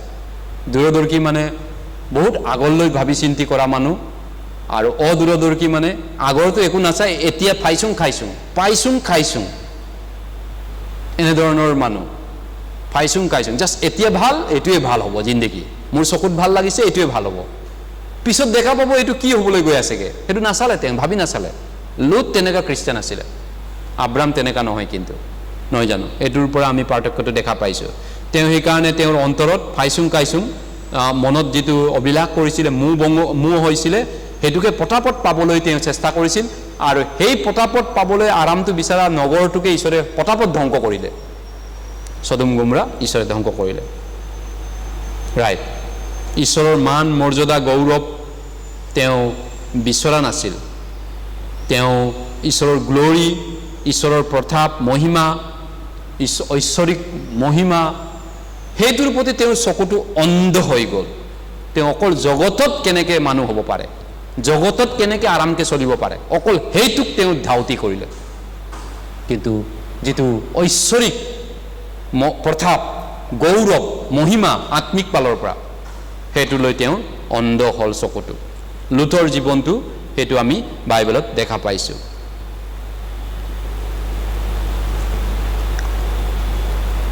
কিন্তু তেওঁৰ চকু খোল খাইছিলে পাপৰলৈ, জগতলৈ, কিন্তু ঈশ্বৰলৈ চকুটো বন্ধ আছিলে। এইকাৰণে গীতমালা 119 কৈছে, মোৰ চকু মুকলি কৰা যাতে তোমাৰ ব্যৱস্থাত মই আচৰিত আচৰিত বিষয় দেখা পাম। অপেন মাই আইজ প্ৰাৰ্থনা কৰিছে, নহয় জানো ঈশ্বৰৰ লোকে। মোৰ চকু মুকলি কৰক, কাৰণ মইতো বুৰ্বক মানুহ, ঈশ্বৰৰ তুলনাত মই একোৱেই নাজানো। মই কোনটো বাছি ল'ম, কি কৰিম, আজি কি কৰিম, কালি কি কৰিম, কিন্তু মোৰ ভৱিষ্যতটোতো মই নাজানো। ঈশ্বৰেহে জানে ভৱিষ্যতে এইটো কৰিলে কি পৰিণতি হ'ব, এইটো কৰিলে কি হ'ব। সেইকাৰণে তেওঁ প্ৰাৰ্থনা কৰিছিল, ঈশ্বৰ মোক শুদ্ধটো বাচিবলৈ সহায় কৰক। আৰু তেওঁ প্ৰাৰ্থনা কৰিছে, মোৰ চকু মুকলি কৰক তোমাৰ ব্যৱস্থাৰ আচৰিত আচৰিত বিষয় দেখা পাবৰ কাৰণে।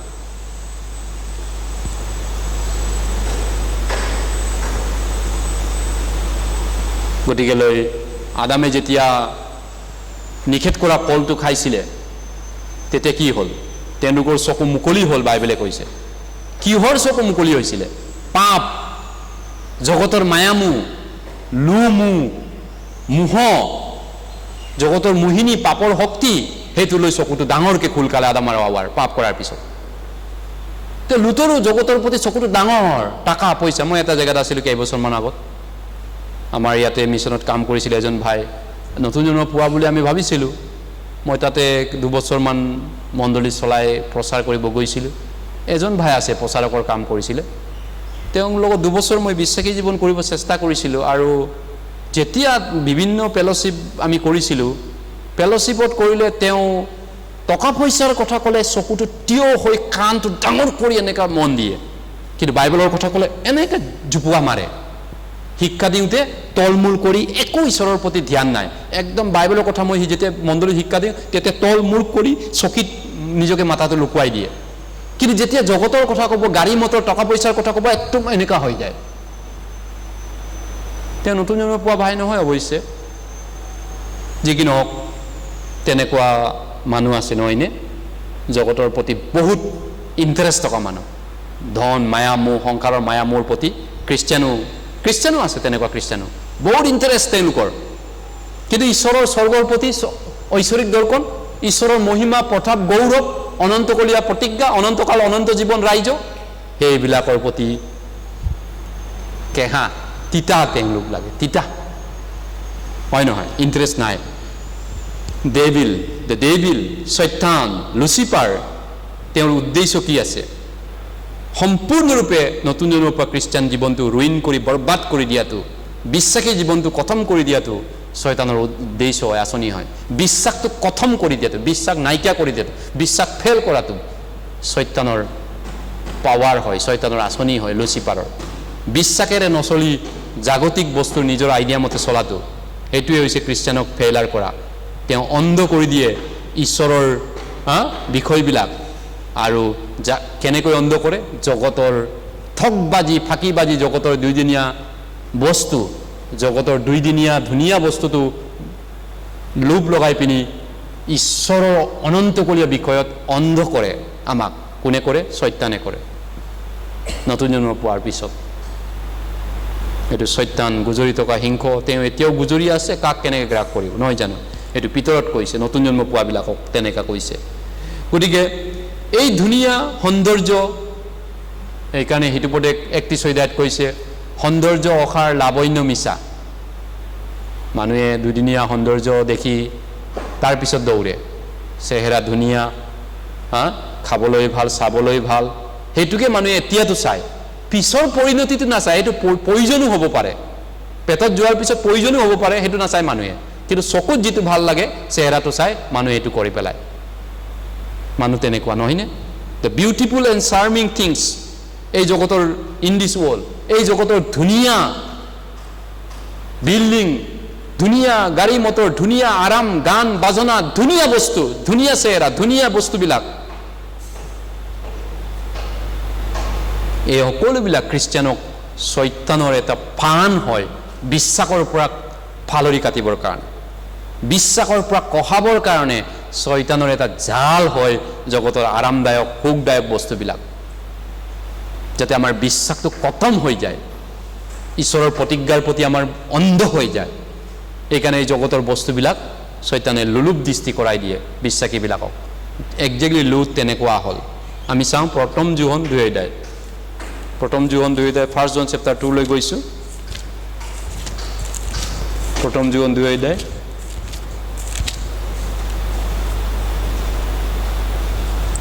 প্ৰথম জোহন 2 অধ্যায়, 1 জন চেপ্টাৰ 2।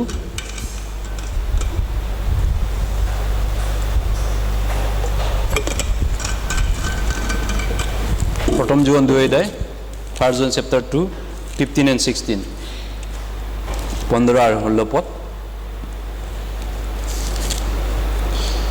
আমি একেলগে পঢ়িছোঁ। তোমালোকে জগতক বা জগতত থকা বিষয়বোৰক প্ৰেম নকৰিবা। কোনোৱে যদি জগতক প্ৰেম কৰে তেন্তে পিতৃৰ প্ৰেম তেওঁৰ অন্তৰত নাই। কিয়নো জগতত যি সকলো আছে, অৰ্থাৎ মাংসৰবিলাক, চকুৰবিলাক, জীৱনকালৰ গৰ্ব, এইবোৰ পিতৃৰ পৰা উৎপন্ন নহয়, জগতৰ পৰাই হয়। হয়, খ্ৰীষ্টিয়ান আমি অন্তৰটো ভাঙি যাব নালাগে জগতৰ দুইদিনীয়া বস্তুবিলাক হেৰুৱা কাৰণে।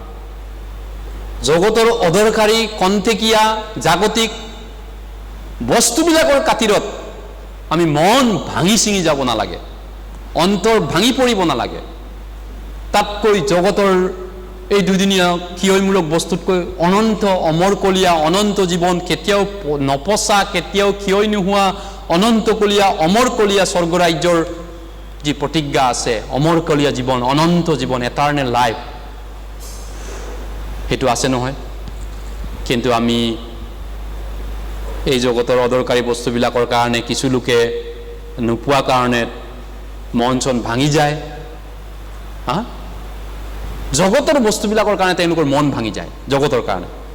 ঐশ্বৰিক বস্তুৰ প্ৰতি তেওঁলোকে ধ্যান নকৰে আৰু তাৰ পিছত গৈ মনটো ভাঙিলে কি হৈ যায় ঈশ্বৰৰ পবিত্ৰ ইচ্ছাৰ বিৰুদ্ধে তাৰ পিছত তেওঁ যাবলৈ আৰম্ভ কৰিব যেতিয়া মন ভাঙিব মানুহৰ মোহভংগ হ'ব মানুহ ঈশ্বৰৰ ইচ্ছা নাচায় আৰু তাৰ পিছত তেওঁৰ চকুৱে যিটো ভাল লাগে সেইটোৱে কৰিবলৈ আৰম্ভ কৰিব তেওঁ পিছত তেওঁ এনেকৈ বৰবাদ হৈ ধ্বংস হৈ পাপিষ্ঠ নগৰীলৈ গৈ পাবগে যেনেকৈ লুতে গৈ পালে লুতৰ পৰিয়াল খানদান খতম হৈ গ'ল লুতৰ জীৱন বৰবাদ হ'ল নহয় জানো গতিকে তেওঁ সেইটো কাৰণ তেওঁ এই ধৰণে জগতৰ বস্তুবিলাক চাইছিলে ধুনীয়া বাগিচা পানী বৈছে মাটিটো ভাল ইয়াতে ঘৰ বাৰী ভাল হ'ব ইয়াতে মই আৰামছে খাব পাম কাজিয়া কৰি থকাতকৈ এনেকৈ অসুবিধাত কানানত মৰুভূমি আছে তাত বালি আছে অকল খুৰাকৰ লগত থাকিম নেকি মই কি ঈশ্বৰ ঈশ্বৰ ঈশ্বৰ ঈশ্বৰৰ লগত ঈশ্বৰে খুৱাব নেকি এইবিধ মানুহ আছে কি ঈশ্বৰ ঈশ্বৰৰ কথা কৈ থাকে আপুনি ঈশ্বৰে মোক ভাত দিব নেকি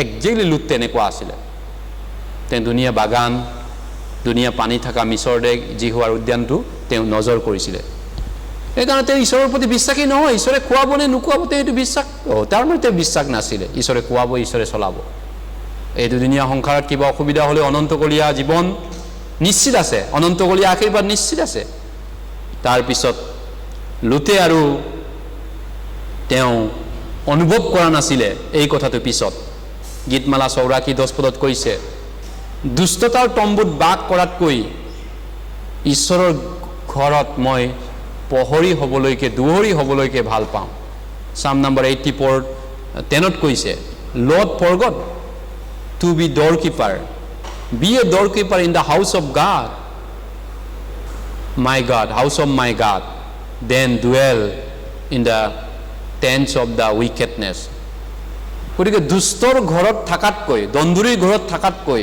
বা জাগতিক জগতৰ দুইদিনীয়া বস্তুৰ ধ্বংস হ'বলগীয়া বস্তুৰ আৰাম কৰাতকৈ মোৰ ঈশ্বৰৰ ঘৰত চকীদাৰেই হ'ম মই তাতেও মই ভাল পাম চকীদাৰ হ'লেও জগতৰ ৰজা হোৱাতকৈ মুচিয়ে মিছৰৰ ৰজা হোৱাটোতকৈ ঈশ্বৰৰ লোকৰ লগত দুখ কষ্ট আৰু তেওঁ খ্ৰীষ্টৰ নিন্দা তেওঁ বাছি লৈছিলে মুচি কিন্তু লুট কেনেকৈ বাচিছে ইয়াতে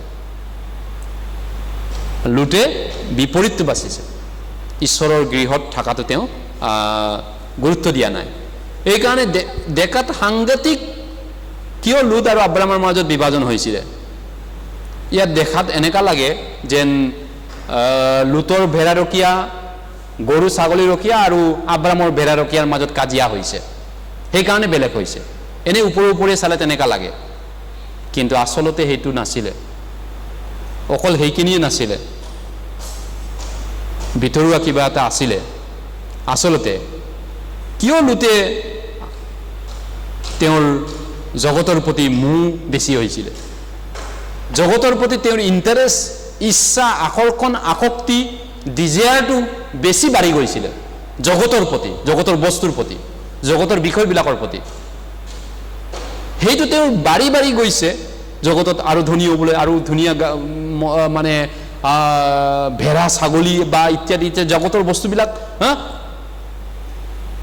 তেওঁৰ অন্তৰত লুকুৱাই তেওঁ সেইটো পাপ কৰি আছিলে মোৰ খুৰা আব্ৰামতকৈ মই ধনী হ'ম বেছি বেৰা ছাগলী গৰু ছাগল দামৰি মাটি সম্পত্তি মই জমা কৰিম বেছি ধনী হ'ম আৰাম কৰিম এনজয় কৰিম এইধৰণে ভিতৰি তেওঁৰ পাপ এটা পুহি থৈছিলে তেওঁ আৰু সেই পুহি ৰখা পাপটো এদিন জন্ম দিছে বেলেগ হৈছে ঈশ্বৰৰ পৰা তেওঁ অন্তৰত যেতিয়া পুহি আছে পাপে গৰ্ভধাৰণ কৰে জাকবত কৈছে এদিন পেটত যদি বাচ্চা আছে গাত আছে এদিনটো ওলাই দিব জন্ম হৈ যাব তেওঁৰ পেটত পাপ আছে পাপটো এদিন ওলাই গৈছে ৰাইট লুতৰ ঈশ্বৰক সেৱা কৰাৰ ইচ্ছা নাছিলে Lot did not have any desire to serve God.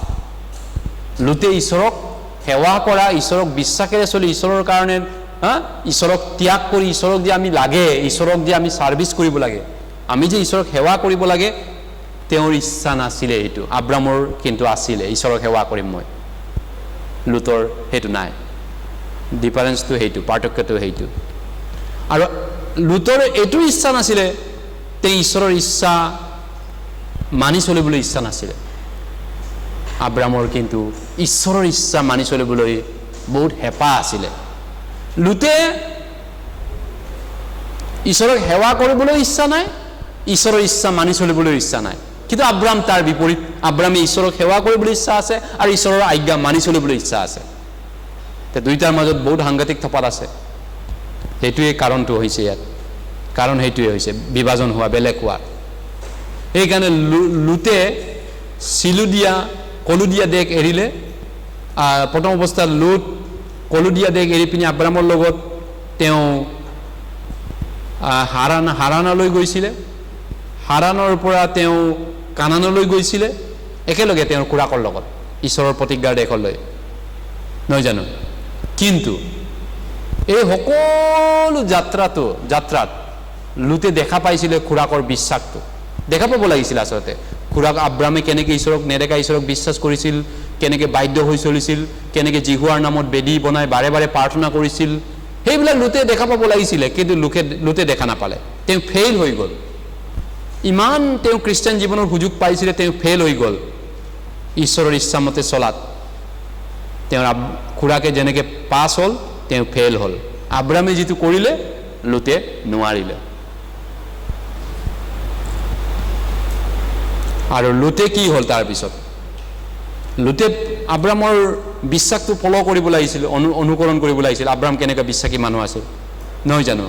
উদাহৰণ হিচাপত তেওঁৰ লগত ইমান দিনে আছে যেতিয়া, খুৰাকৰ লগত একেলগে আছে, খুৰাকৰ জীৱনটো চাই আছে, খুৰাকৰ বিশ্বাসটোকো চাব লাগিছিল। খুৰাকৰ অকল ছাগলী গৰুটোকে কিয় চাইছে সি? জগতৰ দুইদিনীয়া বস্তুটো তেওঁ কিয় চাইছে? খুৰাকৰ যে ঈশ্বৰৰ প্ৰতিজ্ঞা আছে, খুৰা যে ঈশ্বৰৰ নেদেখা ঈশ্বৰক সেৱা কৰে, জিহুৱাক, সেই জিহুৱা ঈশ্বৰক সৃষ্টিকৰ্তাক লুতে দেখা নাই। অকল খুৰাকৰ আৰু নিজৰ গৰু ছাগলী দামুৰি কিনি হাঁহ মুৰ্গী বা জগতৰ বস্তুবিলাক তেওঁ চাইছে, সেইকাৰণে কাজিয়া লাগিছে। কিন্তু যিজন ঈশ্বৰ জেহোৱা হয়, সেই জেহোৱাক খুৰাক আব্ৰামে বিশ্বাস কৰে আৰু মানি চলে, তেওঁৰ পৰা মহা আশীৰ্বাদ পাইছে। সেই জেহোৱা ঈশ্বৰক তেওঁ দেখা নাই, অকল জগতৰ দুইদিনীয়া এই বস্তুবিলাক তেওঁ চাইছে। তাৰেতো কাৰণটো এদিন পতন হৈছে। লুত পতন হোৱাৰ কাৰণ সেইটো, আমি দেখাৰে নচলি বিশ্বাসেৰে চলোঁ, ৰাইট? আমি দেখা পোৱা দুইদিনীয়া বস্তুৰ নচলি দৃশ্য বস্তু অলপ দিনীয়া, অদৃশ্য বস্তু অনন্তকলীয়া। 2 Korinthia 4:8 কৈছে 17 পদত। তেওঁ শিক্ষা লোৱা মানুহ নাছিলে, ঈশ্বৰক কেনেকৈ মানি চলিব লাগে, আমি বেয়া দিনতো অসুবিধা সময়তো তেওঁৰ বাইকক কেনেকৈ পালন কৰিব লাগে, এইবিলাক শিক্ষা ট্ৰেইনিঙৰ দৰকাৰ, নহয় জানো? আব্ৰামে ট্ৰেইনিং ল'লে, কিন্তু লুতে ইচ্ছাই নকৰিলে সেইটো মানি চলিবলৈ।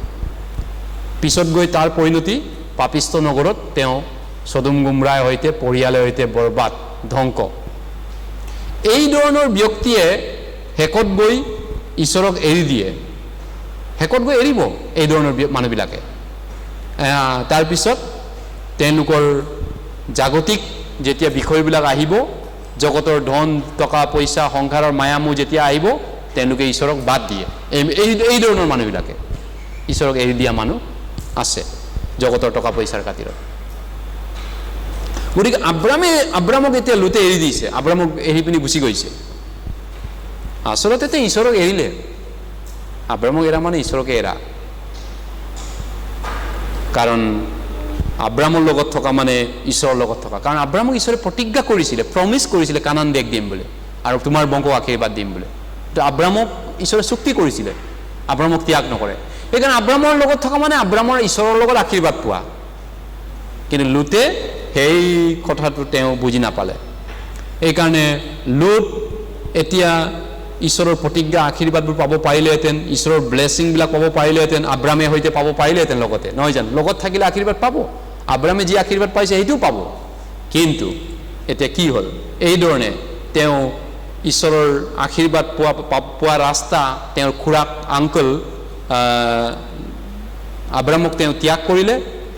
তেওঁ অকলেই এতিয়া পিছত কি হ'ল? ঈশ্বৰৰ দ্বাৰা আশীৰ্বাদ নোপোৱা হৈ গ'ল। তেওঁ অকলশৰীয়া হৈ গ'ল, অকলশৰীয়া। লুতে অকলে যাত্ৰা কৰিলে পাপিষ্ট নগৰ সদমলৈ, নিজৰ সুবিধাটো চাই। সেইকাৰণে ঈশ্বৰে তেওঁক প্ৰটেকশ্যন নকৰা হৈ গ'ল। তেওঁ ঈশ্বৰে এক প্ৰকাৰ এৰি দিলে, সম্পূৰ্ণ প্ৰটেকশ্যনৰ পৰা ঈশ্বৰে আঁতৰি গ'ল। তাৰপিছত আব্ৰামৰ পৰা তেওঁ আঁতৰি গ'ল, ঈশ্বৰৰ ৰাস্তা দেখুৱাৰ পৰা তেওঁ আঁতৰি গ'ল।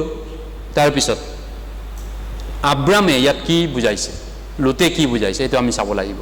আব্ৰাম মানে ইয়াত মণ্ডলীৰ ছবিটো বুজায়। আব্ৰাম মানে এজন ব্যক্তি বুলি নাভাবিব, তেওঁৰ লগত বহুত দাগ ঢাকি আছিলে, বহুত মানুহ আছে। মণ্ডলী বুজায় আব্ৰামক, মণ্ডলী পিকচাৰটো বুজায়। গতিকে নতুন নিয়মত আমি ঈশ্বৰৰ প্ৰতিজ্ঞা আৰু ঈশ্বৰৰ নিৰ্দেশনাত চলিব পাৰোঁ যেতিয়া আমি মণ্ডলীত থাকোঁ। ঈশ্বৰে চলাব মণ্ডলীত থকা ব্যক্তিজনক। ইয়াৰ অৰ্থটো হৈছে নতুন জন্ম পালেও কোনোবা এজন ব্যক্তিয়ে, নতুন জন্ম পোৱা খ্ৰীষ্টিয়ান হ'লেও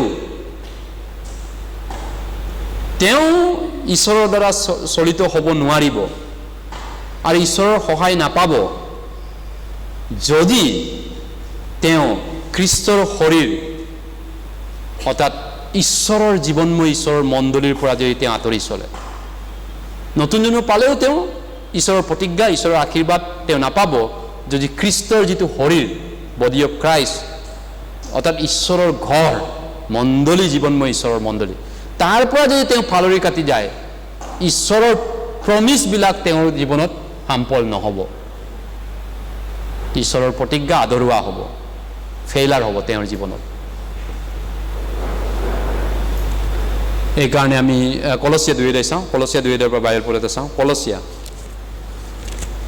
2 অধ্যায়, কলচীয়া 2 অধ্যায়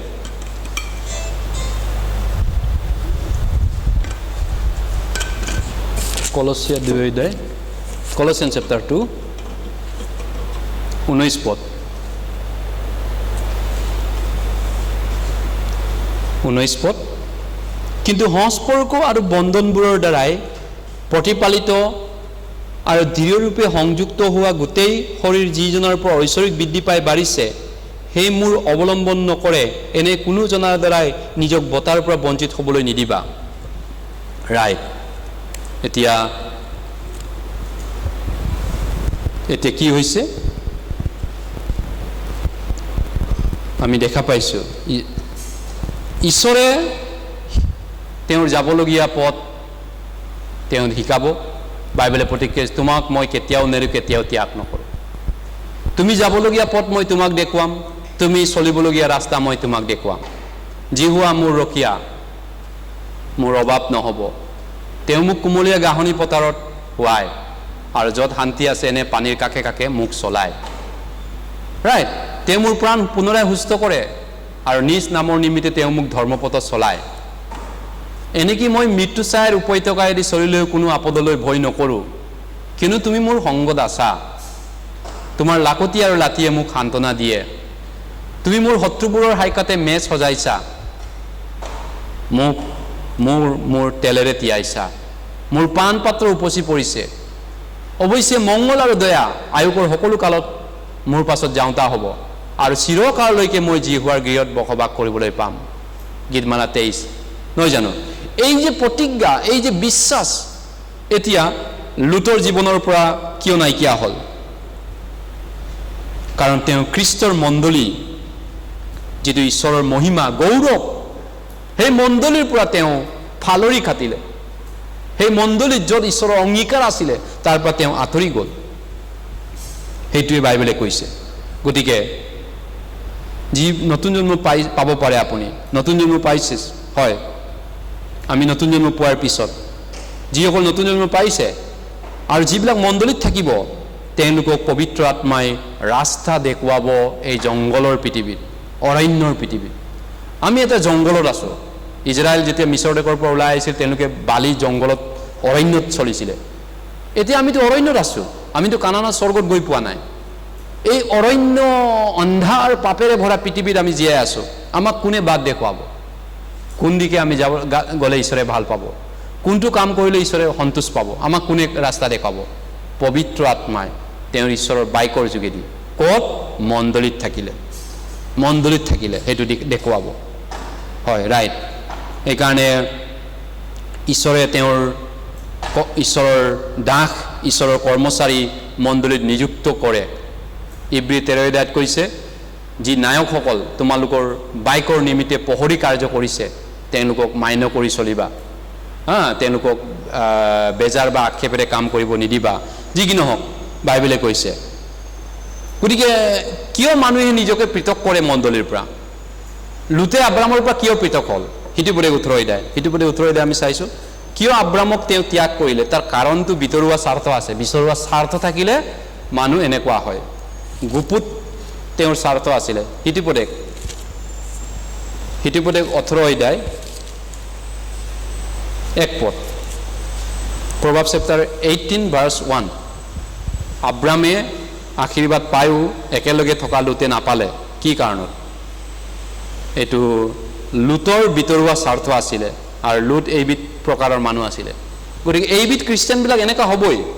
18 এক পদ, যি মানুহে নিজকে পৃথক ৰাখে তেওঁ কেৱল নিজৰ বাঞ্ছা সিদ্ধিৰ চেষ্টা কৰে আৰু সকলো সু পৰামৰ্শৰ বিৰুদ্ধে খং দেখুৱায়। লুতৰ জীৱনটো একজেক্টলি তেনেকুৱা। নিজকে পৃথক কৰিব বিচাৰিছিল তেওঁ আব্ৰামৰ পৰা। কিহৰ কাৰণে? জগতৰ বস্তুৰ কাৰণে। যিসকল ব্যক্তি নিজৰ স্বাৰ্থপৰ মোহবিলাক, ইচ্ছাবিলাক পিছে পিছে দৌৰি থাকে, যিবিলাক ব্যক্তিয়ে, যিবিলাক খ্ৰীষ্টিয়ানে নিজৰ স্বাৰ্থ আগত ৰাখি সেই স্বাৰ্থ সিদ্ধিৰ কাৰণে দৌৰি ফুৰে, সেইবিলাক ব্যক্তিয়ে কেতিয়াও পবিত্ৰ আত্মাৰ দ্বাৰা চলিত হ'ব নোৱাৰে। ঈশ্বৰৰ আত্মাই তেওঁলোকক কেতিয়াও চলাব নোৱাৰে, কাৰণ তেওঁলোকে এই জগতৰ স্বাৰ্থ আগত ৰাখি তাৰ পিছে পিছে দৌৰি ফুৰিছে। সেইকাৰণে আত্মাই তেওঁলোকক ৰাস্তা দেখুৱাব নোৱাৰে, আত্মাই তেওঁলোকক বাট দেখুৱাব নোৱাৰে, ঈশ্বৰে তেওঁলোকক আশীৰ্বাদ দিব নোৱাৰে। সেইটোৱে আন বাকা। গতিকে সময় আহিব এনেকুৱা বিশ্বাসীবিলাক মণ্ডলী জীৱন ত্যাগ কৰা বিশ্বাসী আমি দেখা পাওঁ। লুতে যেনেকৈ ঈশ্বৰৰ আশীৰ্বাদ ত্যাগ কৰিলে, আব্ৰামক এৰিলে, ঈশ্বৰক এৰিলে, সময় সাপেক্ষে এনেকুৱাও দেখা পাওঁ মণ্ডলী এৰি দিয়া মানুহ বিশ্বাসী দেখা পাওঁ। কিহৰ কাৰণে? মণ্ডলী কিয় এৰে? ঈশ্বৰৰ গৃহ কিয় ত্যাগ কৰে? তেওঁলোকৰ নিজৰ অন ইণ্টাৰেষ্ট, অন ডিজায়াৰ, নিজৰ মোহ, নিজৰ আকাংক্ষা পূৰাবৰ খাতিৰত তেওঁলোকে ত্যাগ কৰি পেলায়, যিটো লুতে কৰিলে নিজৰ আকাংক্ষা সিদ্ধিৰ কাৰণে, নিজৰ বাঞ্ছা সিদ্ধিৰ কাৰণে। এইকাৰণে তেওঁলোকৰ যিটো মাংসৰ আকাংক্ষা, মাংসৰ ইচ্ছাবিলাক, এইবিলাক ইমানেই শক্তিশালী, তেওঁলোকে তাৰ দ্বাৰা বন্দী হৈ যায় মাংসৰ কামনা বাসনা সিদ্ধ কৰিবলৈ, আৰু তাৰ পিছে পিছে জগতৰ পিছে পিছে দৌৰি যায়। পিছত তাৰ বদলি তেওঁলোকে ঈশ্বৰৰ ইচ্ছা আৰু ঈশ্বৰৰ দ্বাৰা শাসনত চলিব লাগিছিল, ঈশ্বৰৰ বাইকৈ তেওঁলোকক চলাব দিব লাগিছিল, ঈশ্বৰৰ জ্ঞান আৰু ঈশ্বৰৰ বাইকৈ তেওঁলোকক চম্ভালিব লাগিছিল, ঈশ্বৰৰ আত্মাই তেওঁলোকক চলাব লাগিছিল। কিন্তু তাৰ বদলি তেওঁলোকে জগতৰ মায়া, মোহ, আকাংক্ষা, জগতৰ মাংসৰ অভিলাষ, সেইবিলাকে পিছে পিছে দৌৰি যায় তেওঁলোকে। আৰু তেওঁলোকে মানে এনেকুৱা অজুহাত ব্যৱহাৰ কৰিব, বাহানা ব্যৱহাৰ কৰিব, মণ্ডলীক এৰিলোঁ এইকাৰণে, মই চাৰ্চক এইকাৰণে মই এৰিলোঁ, মই নাযাওঁ আৰু তাত, মই এৰিছোঁ আৰু নাযাওঁ আৰু ঈশ্বৰৰ। বাহানাটো ইমান ৰাইট বাহানা নহয়, তেওঁলোকৰ নিজৰ গোপন অভিসন্ধি আছে, আৰু এই অভিসন্ধি লুকাই পিনি বেলেগ এটা বাহানা বনাই ঈশ্বৰৰ মণ্ডলী এৰি দিয়া কেতিয়াবা দেখা পায়। ডিমা তেনেকুৱা উদাহৰণ আমি চাওঁ। 2 তিমথিয় 4 আছে। ডিমা বুলি এজন ব্যক্তিয়ে মন্দ সংসাৰক প্ৰেম কৰিছিলে বুলি কৈছে। বহুত তেওঁ মন্দ সংসাৰক ভাল পাইছিলে। 2 তিমথিয় চেপ্টাৰ 4, তেওঁ মন্দ এই সংসাৰটোক প্ৰেম কৰিছিলে, ৰাইট। 2 তিমথিয় 4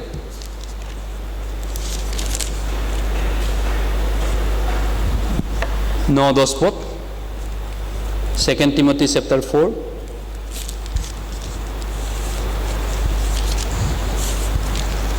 9-10, 9-10 পদ। অসমীয়াত 9-10 পদ, ইংলিছ ভাৰ্ছ 10। মোৰ ইয়ালৈ সোনকালে আহিবলৈ তুমি যত্ন কৰা, কিয়নো ডিমাই এই মন্দ সংসাৰক প্ৰেম কৰাত মোক ত্যাগ কৰি থিছলনিকিয়ালৈ গ'ল, ক্লিমেণ্টে গালাতিয়ালৈ আৰু তীত ডালমাতিয়ালৈ গ'ল। ইয়াতে এজন ব্যক্তিৰ কথা কৈ আছে, বিশেষকৈ তেওঁৰ বেয়া অৰ্থত তেওঁক কৈছে। তেওঁৰ নাম ডিমা আছিলে, ডেমাছ। তেওঁ মন্দ সংসাৰক প্ৰেম কৰি থিছলনিকিলৈ গ'ল। থিছলনিকি মানে টাউন, চহৰ জীৱন, আৰামদায়ক জীৱন, সংসাৰৰ মায়ামোহ বা জগতত আৰামকৈ চলা জীৱনটো তেওঁ বাছি লৈছিলে। বাকীবিলাকে আকৌ প্ৰচাৰ কামত গালাতিয়া, তিছলনিকিয়া বিভিন্ন জেগাত গৈছে, আনবিলাক ইয়াত যিবিলাক নাম আছে। কিন্তু পৌলক তেওঁ এৰিছেই তেওঁ তিছলনিকিয়ালৈ গৈছে। ইয়াৰ মিনিংটো তেওঁ এই জগতৰ সুখটো তেওঁ বাছি লৈছিলে। এইকাৰণে নতুন জন্মৰ পৰা খ্ৰীষ্টানবিলাক আমি সকলোৱে যিয়ে নহওক আমাৰ জীৱনত আমি মণ্ডলী এৰিব নালাগে। We should not leave the church no matter what circumstances. আমাৰ জীৱনত যেনেকুৱাই পৰিস্থিতি নাহক, যেনেকুৱাই কঠিন বা জটিল দিন নাহক, আমি ঈশ্বৰৰ মণ্ডলী এৰিব নাপায়। নতুন জন্ম পোৱাবিলাক ঈশ্বৰক এৰিব নাপায়, মণ্ডলী এৰিব নাপায়। যিটো ঈশ্বৰৰ আঁচনি আছে আৰু ঈশ্বৰৰ প্ৰতিজ্ঞা আছে, যিটো ঈশ্বৰে সিদ্ধ কৰিবলৈ মণ্ডলীৰ যোগেদি প্ৰতিজ্ঞা কৰিছে আপোনাক, সেই প্ৰতিজ্ঞাবিলাক হাৰ্মফুল নহ'ব যদি আপুনি আঁতৰি যায়।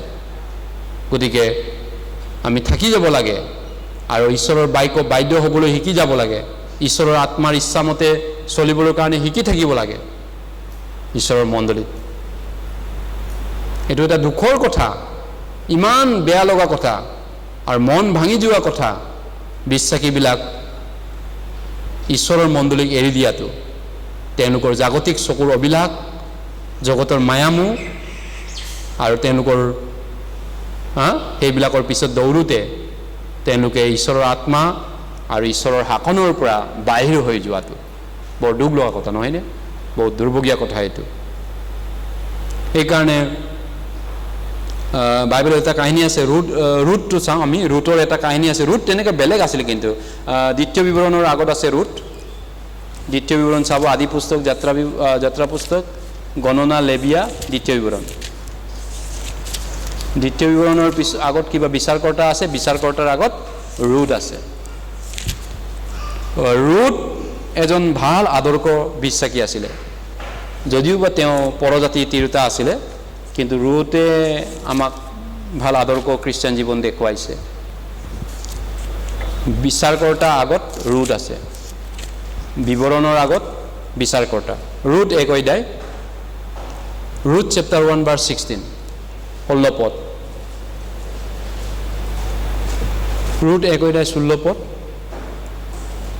কিন্তু ৰুটে ক'লে, আপোনাক এৰি আপোনাৰ পাছৰ পৰা উলটি যাবলৈ মোক নধৰিব, কিয়নো আপুনি যলৈকে যায় ময়ো তালৈকে যাম, আৰু আপুনি য'ত থাকিব ময়ো তাতে থাকিম। আপোনাৰ লোকেই মোৰ লোক হ'ব আৰু আপোনাৰ ঈশ্বৰে মোৰো ঈশ্বৰ হ'ব। এই কাহিনীটো জানেনে? ৰুট নহিমীৰ বোৱাৰী আছিলে। নহিমী ইজৰাইলীয়া যিহুদী মানুহ হয়, ঈশ্বৰৰ মানুহ। কিন্তু তেওঁলোকে এটা জেগাত যাওঁতে আকাল হৈছিলে আৰু তাতে গৈ নহিমীৰ 2টা ল'ৰা বিয়া পাতিছিলে সেই দেশত, মোৱাবত। তাৰপিছত ৰুটৰ 2টা ল'ৰা মৰি থাকিলে। 2জনী গাভৰু বোৱাৰী আছে। ৰুটে নিজৰ দেশলৈ ঘূৰি যাব বিচাৰিছে। 2জনী বোৱাৰীক কৈছে, তোমালোকেতো মোৰ ল'ৰাটো নাই আৰু মোৰ ল'ৰা জন্ম দি পিনে আকৌ বিয়া পাতিম নেকি? গতিকে বোৱাৰী, তোমালোকে এটা কাম কৰা, তোমালোক 2টাই গাভৰু হৈ আছে, তোমালোকে বিয়া পাতা, সংসাৰত গুচি যোৱা, নিজৰ নিজৰ আগৰ জীৱনলৈ ঘূৰি যোৱা। এজনীয়েতো কৈছে, ধন্যবাদ, তেনেহ'লে মই বিয়া পাতি আগৰ জীৱনটো গুচি যাম, আগৰ দৰে আকৌ চলিমগৈ, ঈশ্বৰক সেৱা নকৰোঁ আৰু, আপোনাৰ ঈশ্বৰ মোৰ ঈশ্বৰ নহয় আৰু আজিৰ পৰা। কিন্তু ৰুটে কি কৈছে? ৰুটক নহিমীয়ে কৈছে যে ঘূৰি যোৱা, কিন্তু ৰুটে কৈছে, আপুনি মোক কিয় এইটো ধৰি আছে, এনেকুৱা কৰি আছে? মই এইটো নকৰোঁ। আপুনি য'ত মৰে তাত মৰিম, আপুনি য'ত যায় মই তাত থাকিম, আপোনাৰ ঈশ্বৰ মোৰো ঈশ্বৰ হ'ব, আপোনাৰ মানুহ মোৰো মানুহ। এইটো মৃত্যুৰ বাহিৰে আমাক পৃথক নকৰক কোনো শক্তিয়ে। তো ৰুটে এনেকুৱা এটা বিশ্বাস তেওঁৰ জীৱনত আছিলে, সেইকাৰণে তেওঁ বিধৱা হৈছিলে গাভৰু ছোৱালী হিচাপত। কিন্তু এই বিধৱা গাভৰুৰ সময়তো ঈশ্বৰে তেওঁক পিছত বহুত আশীৰ্বাদ কৰিলে, কাৰণ তেওঁ ঈশ্বৰক সঁচাই অন্তৰে সৈতে বিচাৰিছিলে, ঈশ্বৰক অন্তৰে সৈতে অগাধকৈ বিশ্বাস কৰিছিলে। এইকাৰণে তেওঁক ঈশ্বৰে এনেকুৱা আশীৰ্বাদ কৰিলে, তেওঁৰ মহা আশীৰ্বাদেৰে ভৰপূৰ কৰিলে এই মহিলাগৰাকীক, যিটো নেকি বিদেশৰ দেশৰ পৰা লোকৰ দেশৰ পৰা বেলেগ এটা দেশলৈ গৈছে, বিদেশী দেশৰ পৰা বিদেশ এখন দেশলৈ গৈছে। কিহৰ কাৰণে গৈছে? ঈশ্বৰক বিশ্বাস কৰি মাত্ৰ। নহিমীৰ ঈশ্বৰক বিশ্বাস কৰি, জিহোৱাক বিশ্বাস কৰি।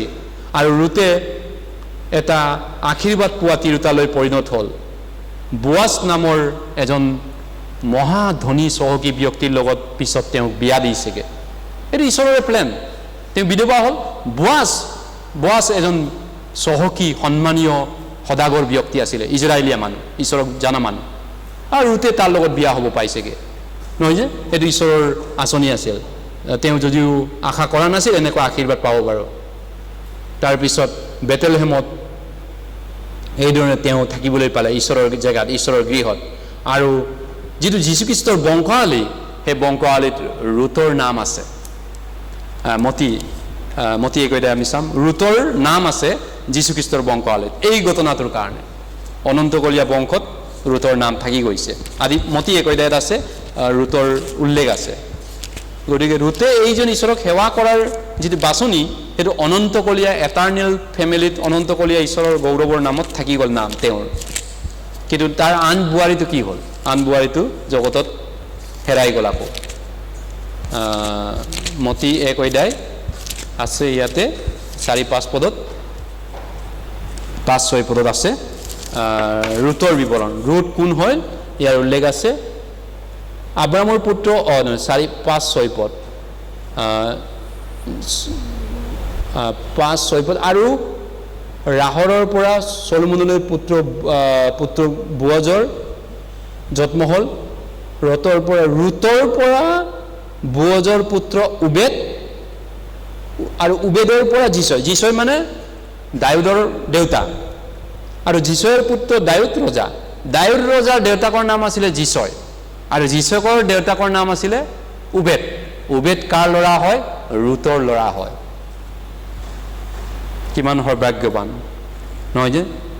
কিমান ভাগ্যৱান। গতিকে এতিয়া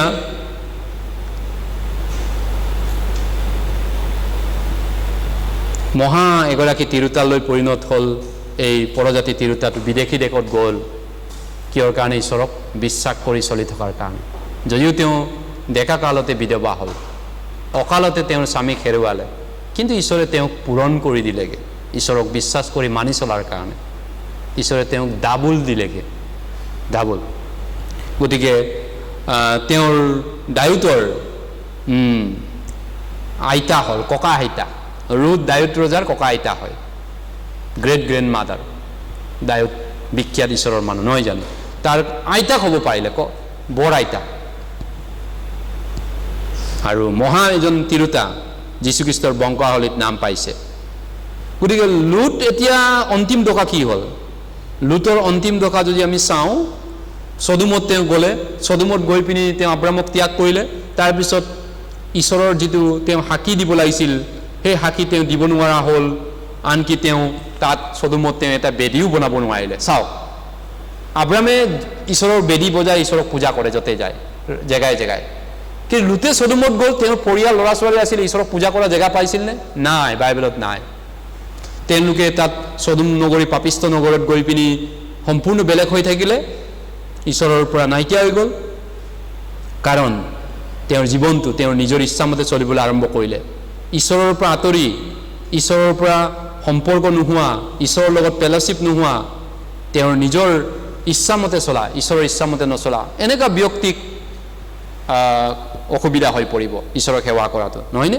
গতিকে লুত অদৰকাৰী জাবৰৰ দৰে হৈ পৰিল ঈশ্বৰৰ আগত। অদৰকাৰী জ্বলাবলগীয়া জাবৰৰ লেখীয়া হৈ থাকিল লুতৰ জীৱনটো। জেং জাবৰ, যিটো পেলনীয়া জাবৰৰ দৰে হৈ গ'ল লুতৰ জীৱনটো পিছত, ঈশ্বৰৰ পৰা যেতিয়া তেওঁ আঁতৰি গ'ল। আৰু যেতিয়া তেওঁ চদুমত থাকিলে, চদুমত তেওঁ জ্বলাবলগীয়া এটা ডাষ্টবিন জাবৰ হৈ থাকিলে ঈশ্বৰৰ মানুহ হ'লেও। আনকি তেওঁ এটা যুদ্ধও কৰিছিল এটা ৰজাৰ লগত, আৰু ৰজাই তেওঁক গোটেই সম্পত্তি আৰু গোটেইখিনি কাঢ়ি লৈছিলে, আৰু তেওঁৰ জীৱনটো কোনো ৰকম বাচিছিলে সেই নগৰত ঈশ্বৰৰ দয়াৰ দ্বাৰা। তেতিয়া শেষেই হ'লহেঁতেন, ঈশ্বৰৰ দয়াৰ দ্বাৰা তেওঁ অলপ কোনো ৰকম বাচিছিলে। তেওঁৰ জীৱনৰ অন্তিম দশা মিজাৰেবল আৰু হিউমিলিটিং আৰু ট্ৰেজিক আছিলে। তেওঁৰ জীৱনৰ অন্তিম দশাবিলাক, তেওঁ পলাই পিনি চদুম গোমৰাত ক'ত গৈছিলে, তেওঁৰ ঘৈণীয়েক জগত লোণ স্তম্ভ হৈ গ'ল, তেওঁৰ জোঁৱাই চব জগতলৈ ঘূৰি গ'ল, তেওঁৰ গাভৰু ছোৱালী দুটা বিয়া পতা গাভৰু ছোৱালীলৈ তেওঁ গুহাত গৈছিলে, তাতে ছোৱালী গাভৰু দুটা ছোৱালী বিধৱা, আৰু তেওঁ শাৰীৰিক সম্পৰ্ক কৰিছিল গুহাত মদ খাই পিনি, তাৰপিছত হাও পোৱা এটা খানদান জন্ম হৈছিলে ইত্যাদি ইত্যাদি। লুতৰ জীৱনটো তেনেকুৱালৈ গৈ থাকিল পিছত। ভয় লগা কথা এইটো। গতিকে এইটোৱে কি বুজাইছে? লুত কাক বুজাইছে? যিসকল খ্ৰীষ্টানে মাংস মতে চলে আৰু যিবিলাক দুৰ্ভগীয়া খ্ৰীষ্টান, সেই খ্ৰীষ্টানবিলাকৰ আদৰ্শ হৈ থাকিল লুত। গতিকে উদ্ধাৰ পাব পাৰে, কিন্তু জুইৰ মাজেদি পোৱা পৰিত্ৰাণ। আমি আনহাতে বাইবেলত চাব লাগিব, প্ৰথম কৰিন্থিয়া মূল আমাৰ এই জুইৰ মাজেদি পৰিত্ৰাণটো তাতে আছে। প্ৰথম কৰিন্থিয়া 3 অধ্যায়, প্ৰথম কৰিন্থিয়া 3 অধ্যায়, আমি শেষৰ ফালে আছোঁ অলপ সময়। প্ৰথম কৰিন্থিয়া 3 অধ্যায়,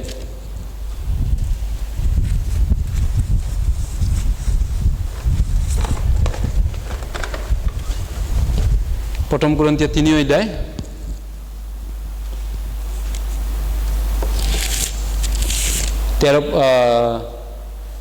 13 পদৰ পৰা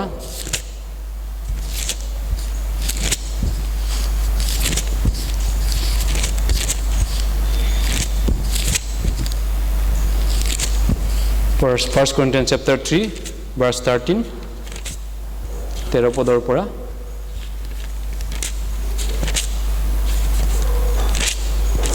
3 অধ্যায় 13 পদৰ পৰা 15 পদলৈ। 14 আৰু 15 পদ পঢ়িলে 13 ঠিকে 13 পৰা 15 পদলৈ কোনোবা এজন পঢ়ি দিব। 13 পৰা 15 পদলৈ।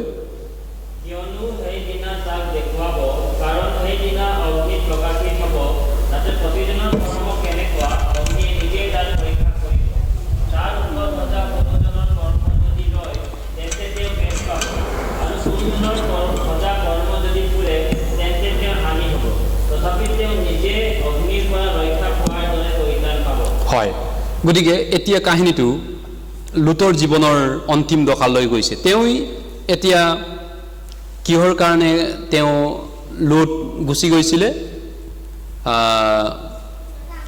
তেওঁ ঈশ্বৰৰ প্ৰতিজ্ঞা দেশ এৰি পিনি কোনটোলৈ তেওঁ বাছি লৈছিলে? সাৰুৱা পানী থকা ধুনীয়া গছ গছনি গজা বহুত ধুনীয়া জেগা, বাগান। কিন্তু তাত সেই জেগাটোৰ নাম আছিল সদম গোমৰা।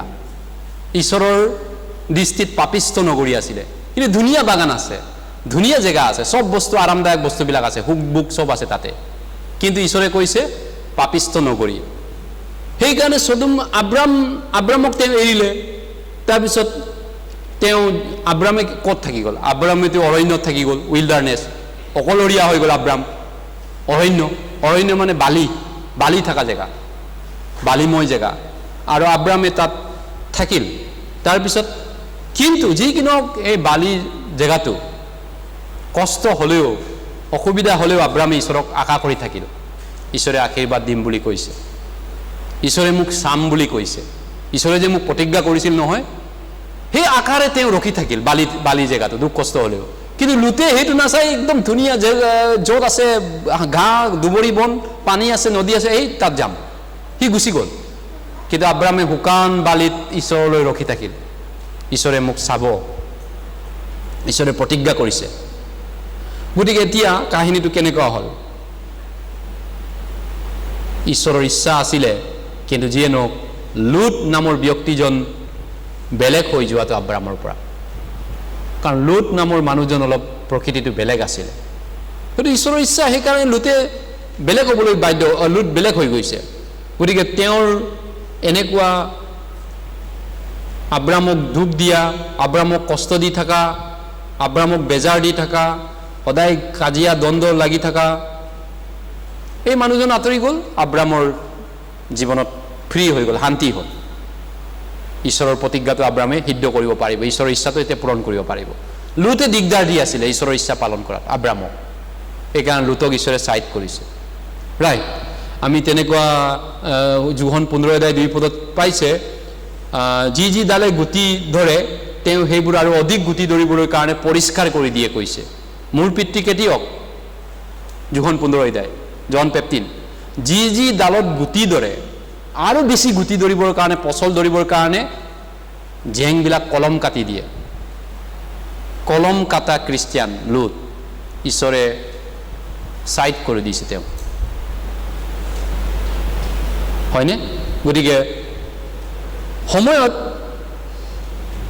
সময় আহে যেতিয়া ঈশ্বৰে কলম কাটে অদৰকাৰীবিলাক গুচাবৰ কাৰণে অদৰকাৰী জেং ডালবিলাক আঁতৰাবৰ কাৰণে আব্ৰাম কিন্তু ঈশ্বৰৰ প্ৰতি বিশ্বাসী হৈয়ে থাকিল ঈশ্বৰক নিজকে সকলো অৰ্পণ কৰিলে সাৰেন্ডাৰ কৰিলে যদিও বা আব্ৰামে থকা জেগাটো শুকান মৰুভূমি আছিল তেওঁৰ দৃষ্টিত তাৰ একোৱেই নাছিল পানী নাই শুকান বালি জেগা তথাপিতো তেওঁ সকলো ঈশ্বৰক খুদাই দিলে মই অৰ্পণ কৰোঁ তেওঁ ঈশ্বৰকে সব খুদাই দিলে বালি জেগাটো অকলে থাকি পিনি ঈশ্বৰক অৰ্পণ কৰিলে তেওঁ সকলোকে আৰু তেওঁ ঈশ্বৰৰ অপেক্ষা লৈ থাকি গ'ল গতিকে তেওঁৰ যেতিয়ালৈকে যিজন ঈশ্বৰে তেওঁক মাতিছিলে নহয় জানো সো সেইকাৰণে সেই ঈশ্বৰে তেওঁক চলালে পিছত যিজন ঈশ্বৰে তেওঁক চলাইছিলে আশীৰ্বাদ দিছিলে তেওঁৰ গোটেই জীৱনকালত তেওঁ সেইজন ঈশ্বৰক তেওঁ নেৰিলে তেওঁৰ গোটেই জীৱনকালত যেতিয়ালৈকে ঈশ্বৰৰ প্ৰতিজ্ঞাবিলাক সম্পূৰ্ণ নহ'ল তেতিয়ালৈকে আব্ৰামে ঈশ্বৰক এৰা নাছিলে অসুবিধা হ'লেও কষ্ট হ'লেও ঈশ্বৰক এৰি দিয়া নাছিলে যেতিয়ালৈকে ঈশ্বৰৰ প্ৰতিজ্ঞাবিলাক সিদ্ধ নাছিল লুতে যেতিয়া গুচি গ'ল ঈশ্বৰে আব্ৰামক প্ৰতিজ্ঞা কৰিলে যে তোমাক আৰু তোমাৰ বংশক এই দেশ দিম কানানটো আৰু এই সময়তে ঈশ্বৰৰ প্ৰতিজ্ঞাটো যেতিয়া সিদ্ধ হৈছিল যিটো প্ৰতিজ্ঞা আব্ৰামক ঈশ্বৰে পূৰ্বতে কৰিছিল যে তুমিয়েই হ'ব ইয়াত আৰু এইটো সঁচা হ'ল পিছত আব্ৰামে সেইটো পালে কানান দেশটো এইটো ঈশ্বৰৰ প্ৰতিজ্ঞাটো সম্পূৰ্ণ হ'ল গতিকে যিজন ঈশ্বৰে আমাক পাপৰ পৰা আৰু মৃত্যুৰ পৰা ৰক্ষা কৰিলে সেইজন ঈশ্বৰে আমাক সম্পূৰ্ণ কৰিব আমাৰ লগত থাকিব আমাক বাট দেখুৱাই নিব যেতিয়ালৈকে আমি তেওঁৰ ৰাজ্যলৈ গৈ নাপাম তেতিয়ালৈকে তেওঁ আমাক চলাব সেইজন ঈশ্বৰে এইকাৰণে আমাক ধৈৰ্যৰ প্ৰয়োজন আছে আমি ধৈৰ্য ধৰাটো দৰকাৰ পেচেণ্টলি ধৈৰ্য ধৰাটো আব্ৰামে ধৈৰ্য ধৰিছিল আমি হেকত ইব্ৰী লৈ গৈছোঁ ইব্ৰী 6 অধ্যায় ইব্ৰীৰ পৰা আমি বাইবেল পথ চাইছোঁ শেষ পালে গৈ আছোঁ ইব্ৰী 6 অধ্যায়ত আব্ৰামৰ ধৈৰ্যৰ কথা কৈছেগৈ ফেইচেন অফ আব্ৰাম বেয়া দিনতো আব্ৰামে ধৈৰ্য ধৰি আছিল লুতে ক'ত গ'ল লুত নাই চিনমুকাম নাই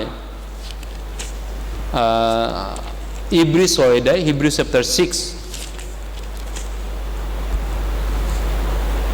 ইব্ৰী 6 অধ্যায় অসমীয়াত ইংলিছ 15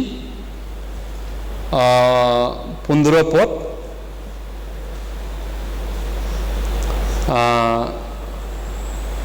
15 পদ অসমীয়াটো তাতে তেওঁ ধৈৰ্যৰে সহন কৰিলত সেই প্ৰতিজ্ঞাৰ ফল পালে আব্ৰামে কেনেকৈ পালে ঈশ্বৰৰ প্ৰতিজ্ঞাৰ ফলটো ধৈৰ্যৰে সহি থকাৰ কাৰণে ক'ত অপেক্ষা কৰিছিল বালি জেগাত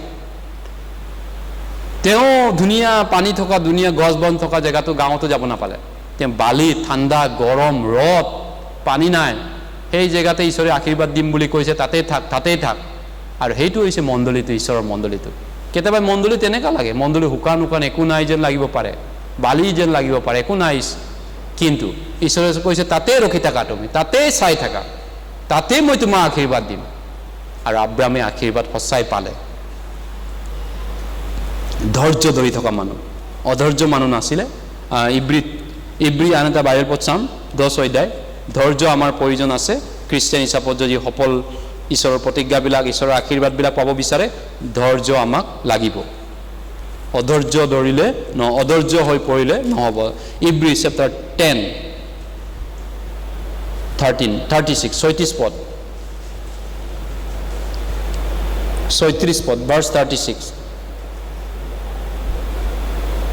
এইকাৰণে ইয়াত কৈছে কিয়নো তোমালোকে ঈশ্বৰৰ ইচ্ছা পালন কৰি প্ৰতিজ্ঞাৰ ফল যেন পোৱা এই নিমিত্তে ধৈৰ্যত তোমালোকৰ প্ৰয়োজন আছে। প্ৰতিজ্ঞা ঈশ্বৰে বাইবেলত যিবিলাক প্ৰতিজ্ঞা কৰিছে স্বৰ্গৰাজ্যলৈ নিব আমাক, তাৰ আগতে এই পৃথিৱীটো আমাক চলাব, কেতিয়াও নেৰিব, কেতিয়াও আমাক এৰি নিদিব। এই যে প্ৰতিজ্ঞাবিলাক, আশীৰ্বাদৰ প্ৰতিজ্ঞাবিলাক পাবলৈ হ'লে কি প্ৰয়োজন আছে? ধৈৰ্যৰ প্ৰয়োজন আছে। কাৰণ কেতিয়াবা খৰাং হ'ব পাৰে আমাৰ জীৱনটো, কেতিয়াবা মৰুভূমিত আমি যাব পাৰোঁ, কেতিয়াবা পানী নাথাকিব পাৰে, কেতিয়াবা জংঘলৰ মাজেদি আমি যাবলগীয়া হ'ব পাৰে, কেতিয়াবা অকলশৰীয়াও হ'ব পাৰে, কিন্তু ধৈৰ্যৰ প্ৰয়োজন আছে। আব্ৰাম অকলশৰীয়াও হৈছিলে লোতে এৰি দিয়াৰ কাৰণে, কিন্তু তথাপিতো ঈশ্বৰৰ মণ্ডলীক এৰিব নালাগে। ঈশ্বৰে আমাৰ পৰা সেই ধৈৰ্যটো ৰাখি পালে আমাক আশীৰ্বাদ কৰিব। এইকাৰণে ঈশ্বৰে তেওঁৰ লোকক জানে। নহুম 1:7 কৈছে, যিবিলাকে ঈশ্বৰক বিশ্বাস কৰে, ভাৰাকা কৰে, ঈশ্বৰে তেওঁলোকক চিনি পায়। কোনে ঈশ্বৰক বিশ্বাস কৰে, ভাৰাকা কৰি চলে, ঈশ্বৰে তেওঁলোকক জানে বুলি কৈছে। আৰু তেওঁলোকক ঈশ্বৰে ৰাখিব যিবিলাকে ঈশ্বৰৰ বাধ্য হৈ চলে। বেয়া দিনতো ঈশ্বৰৰ আজ্ঞাধীন হৈ চলা, বাধ্য হৈ চলা। আব্ৰাম তেনেকুৱা উদাহৰণ হয়। গতিকে তেওঁক ঈশ্বৰে ৰাখিম বুলি কৈছে। প্ৰকাশিত বাক্য 3:10 তোমাক আহিবলগীয়া বিপদৰ পৰা ৰাখিম, কাৰণ তুমি মোৰ বাক্য পালন কৰিছা। প্ৰকাশিত বাক্য 3:10 কৈছে। যিসকল ব্যক্তিয়ে বিশ্বাসেৰে চলিব, যদিও বা বিশ্বাসেৰে চলা জীৱনটো কেতিয়াবা জংঘলীয়া অৰণ্য, কিবা অসুবিধা, জটিল যেন লাগিব পাৰে বিশ্বাসত চলাটো, কিন্তু ঈশ্বৰৰ প্ৰতিজ্ঞা আছে আৰু ঈশ্বৰৰ গ্ৰান্তি আছে তেওঁলোকলৈ, যিবিলাকে বিশ্বাসত ধৈৰ্য ধৰি শেষলৈকে চলিব। এইটো গ্ৰান্তি আছে। গ্ৰান্তি আছে নে? গ্ৰান্তি আছে। আব্ৰাম তাৰ উদাহৰণ। 100 বছৰ বয়সলৈকে সন্তানো পালে, কানান দেশো পালে। ঈশ্বৰে কিন্তু সেই প্ৰতিজ্ঞাবিলাক হোৱাৰ আগতে তেওঁ বহুত লতিগতি খাইছে, কিবা কিবি হৈছে, কিন্তু ঈশ্বৰক এৰি দিয়া নাছিল। তেওঁ ঈশ্বৰৰ প্ৰতিজ্ঞা তেওঁ বিশ্বাসী হৈ চলিছিল, ধৈৰ্য ধৰিছিল। তেওঁ ঈশ্বৰে আশীৰ্বাদ দিব, আশীৰ্বাদ দিব, সেই ধৈৰ্য তেওঁৰ অন্তৰত আছিলে আব্ৰামৰ। ঈশ্বৰক তেওঁ ভাৰকা কৰা মানুহ আছিলে, ৰাইট? গতিকে আব্ৰাম সেইকাৰণে তেওঁ জিহুৱাৰ নামত বেদী বনাইছিলে আৰু ঈশ্বৰক সেৱা কৰিছিল, আৰু তাৰপিছত তেওঁৰ অন্তৰে সৈতে ঈশ্বৰক সেৱা কৰিছিল। সেইকাৰণে আব্ৰামক ঈশ্বৰে বহুত আশীৰ্বাদ দিছিলে পিছত, আৰু তেওঁক শক্তিশালী কৰিলে। তেওঁৰ ঈশ্বৰৰ ইচ্ছাবিলাক পালন কৰিবৰ খাতিৰত আব্ৰামক পিছত বহুত আশীৰ্বাদেৰে ভৰপূৰ কৰিলে, আব্ৰামক শক্তিশালী পাৱাৰফুল কৰিলেগৈ ঈশ্বৰে। এই ধৰণৰ কাহিনী আমি বাইবেলত পাওঁ। আনকি মলকিছেদক যিটো ঈশ্বৰৰ পুৰোহিত আছিলে, আব্ৰামক আশীৰ্বাদ দিয়াও আমি আদি পুস্তক 14 অধ্যায়ত আমি দেখা পাইছোঁ। আদি পুস্তক 14 অধ্যায় 18-19 মলকিছেদক, জিজাছ ক্ৰাইষ্ট যিটো ঈশ্বৰৰ পুৰোহিত, আব্ৰামক আশীৰ্বাদ দিছিলে তেতিয়াও। গতিকেলৈ আব্ৰামৰ জীৱনৰ বিষয়টো অন্ত কৰিবলৈ আমি আগবাঢ়িছোঁ। অন্তিম বাইবেল পঢ়ি এটা চাওঁ। আদি পুস্তক 15 অধ্যায়ত আব্ৰামক ঈশ্বৰে কি প্ৰতিজ্ঞা কৰিছিল, অন্তিম, আৰু সেই প্ৰতিজ্ঞা তেওঁৰ জীৱনত সফল হ'ল। আদি পুস্তক 15 অধ্যায় 1 পদ, জেনেছিছ চেপ্টাৰ 15:1। আদি পুস্তক 15 অধ্যায় 1 পদত কৈছে, এইবোৰ ঘটনাৰ পাছত দৰ্শনত অব্ৰামলৈ জিহুৱাৰ বাক্য আহিল, বোলে, হে অব্ৰাম, ভয় নকৰিবা, ময়ে তোমাৰ ঢাল আৰু মহাপুৰস্কাৰ স্বৰূপ হৈছোঁ। কাৰণ তেওঁ ঈশ্বৰলৈ অপেক্ষা কৰি তেওঁ ৰখি থকাৰ কাৰণে আৰু ঈশ্বৰৰ প্ৰতিজ্ঞাত তেওঁ বিশ্বাসী হোৱাৰ কাৰণে ঈশ্বৰে তেওঁক উৎসাহিত কৰিছিলে। ভয় নকৰিবা আব্ৰাম, তুমি ভয় নকৰিবা, গতিকে তোমাৰ মই ঢাল, তোমাৰ ৰখীয়া, তোমাৰ মহাপুৰস্কাৰ স্বৰূপ হৈছোঁ। গতিকে তোমাৰ বাক্য পালন কৰাবিলাক, বাইবেলে কৈছে, কাৰণ তোমাৰ বাক্য পালন কৰাটো আমাৰ বাবে জীৱনৰ আমাৰ অংশ হয়, নিজৰ লাভ হয়। আমি ঈশ্বৰৰ বাক্য পালন কৰিলে, আব্ৰামে পালন কৰিলে, বাধ্য হ'ল, এইটো আব্ৰামলৈ আশীৰ্বাদ হ'ল। লুতৰ কি হ'ল? লুতৰ কান্দান কথম। গতিকে আমি ঈশ্বৰৰ দুইবিধ খ্ৰীষ্টিয়ানৰ কথা আজি চালোঁ, একবিধ আব্ৰামৰ দৰে, আনবিধ লুতৰ দৰে। আহক প্ৰাৰ্থনা কৰোঁ। মৰমীয়াল পবিত্ৰ পিতৃ ঈশ্বৰ, তোমাক ধন্যবাদ। আমি অপতে যোৱা পাপিষ্ট দুৰাচাৰী কেনে লোক আছিলোঁ পূৰ্বে, প্ৰভু, এই কথা আমি পাহৰি যোৱা নাই, আৰু সেই অৱস্থাৰ পৰা তুমি আমাক উদ্ধাৰ কৰিছা। তোমাৰ বহুমূল্যৱান জীৱন ত্যাগৰ বিনিময়ত তুমি আমাক পাপৰ পৰা শুচি কৰিও শুদ্ধ কৰি আমাক নতুন জন্ম দিছা। অনন্তকাল স্বৰ্গৰাজ্যত যাবৰ কাৰণে আমাক তুমি তৈয়াৰ কৰিলা। আৰু এতিয়া আমি কিছু বছৰ বা দিন মাহ আছোঁ এই পৃথিৱীত তোমাৰ সাক্ষী দিবৰ কাৰণে, তোমাৰ সাক্ষী হৈ জীয়াই থাকিবলৈ আমাক সহায় কৰক। যেতিয়ালৈকে তোমাৰ ৰাজ্যলৈ গৈ নাপাম, অনন্ত গৌৰৱ মহিমা প্ৰতাপ সেই দিন নহালৈকে, তোমাক লগ নোপোৱা দিনটোলৈকে আমি যেন বিশ্বাসী হ'ম, তোমাৰ অংগীকাৰলৈ অপেক্ষা কৰিম, ধৈৰ্য ধৰিম।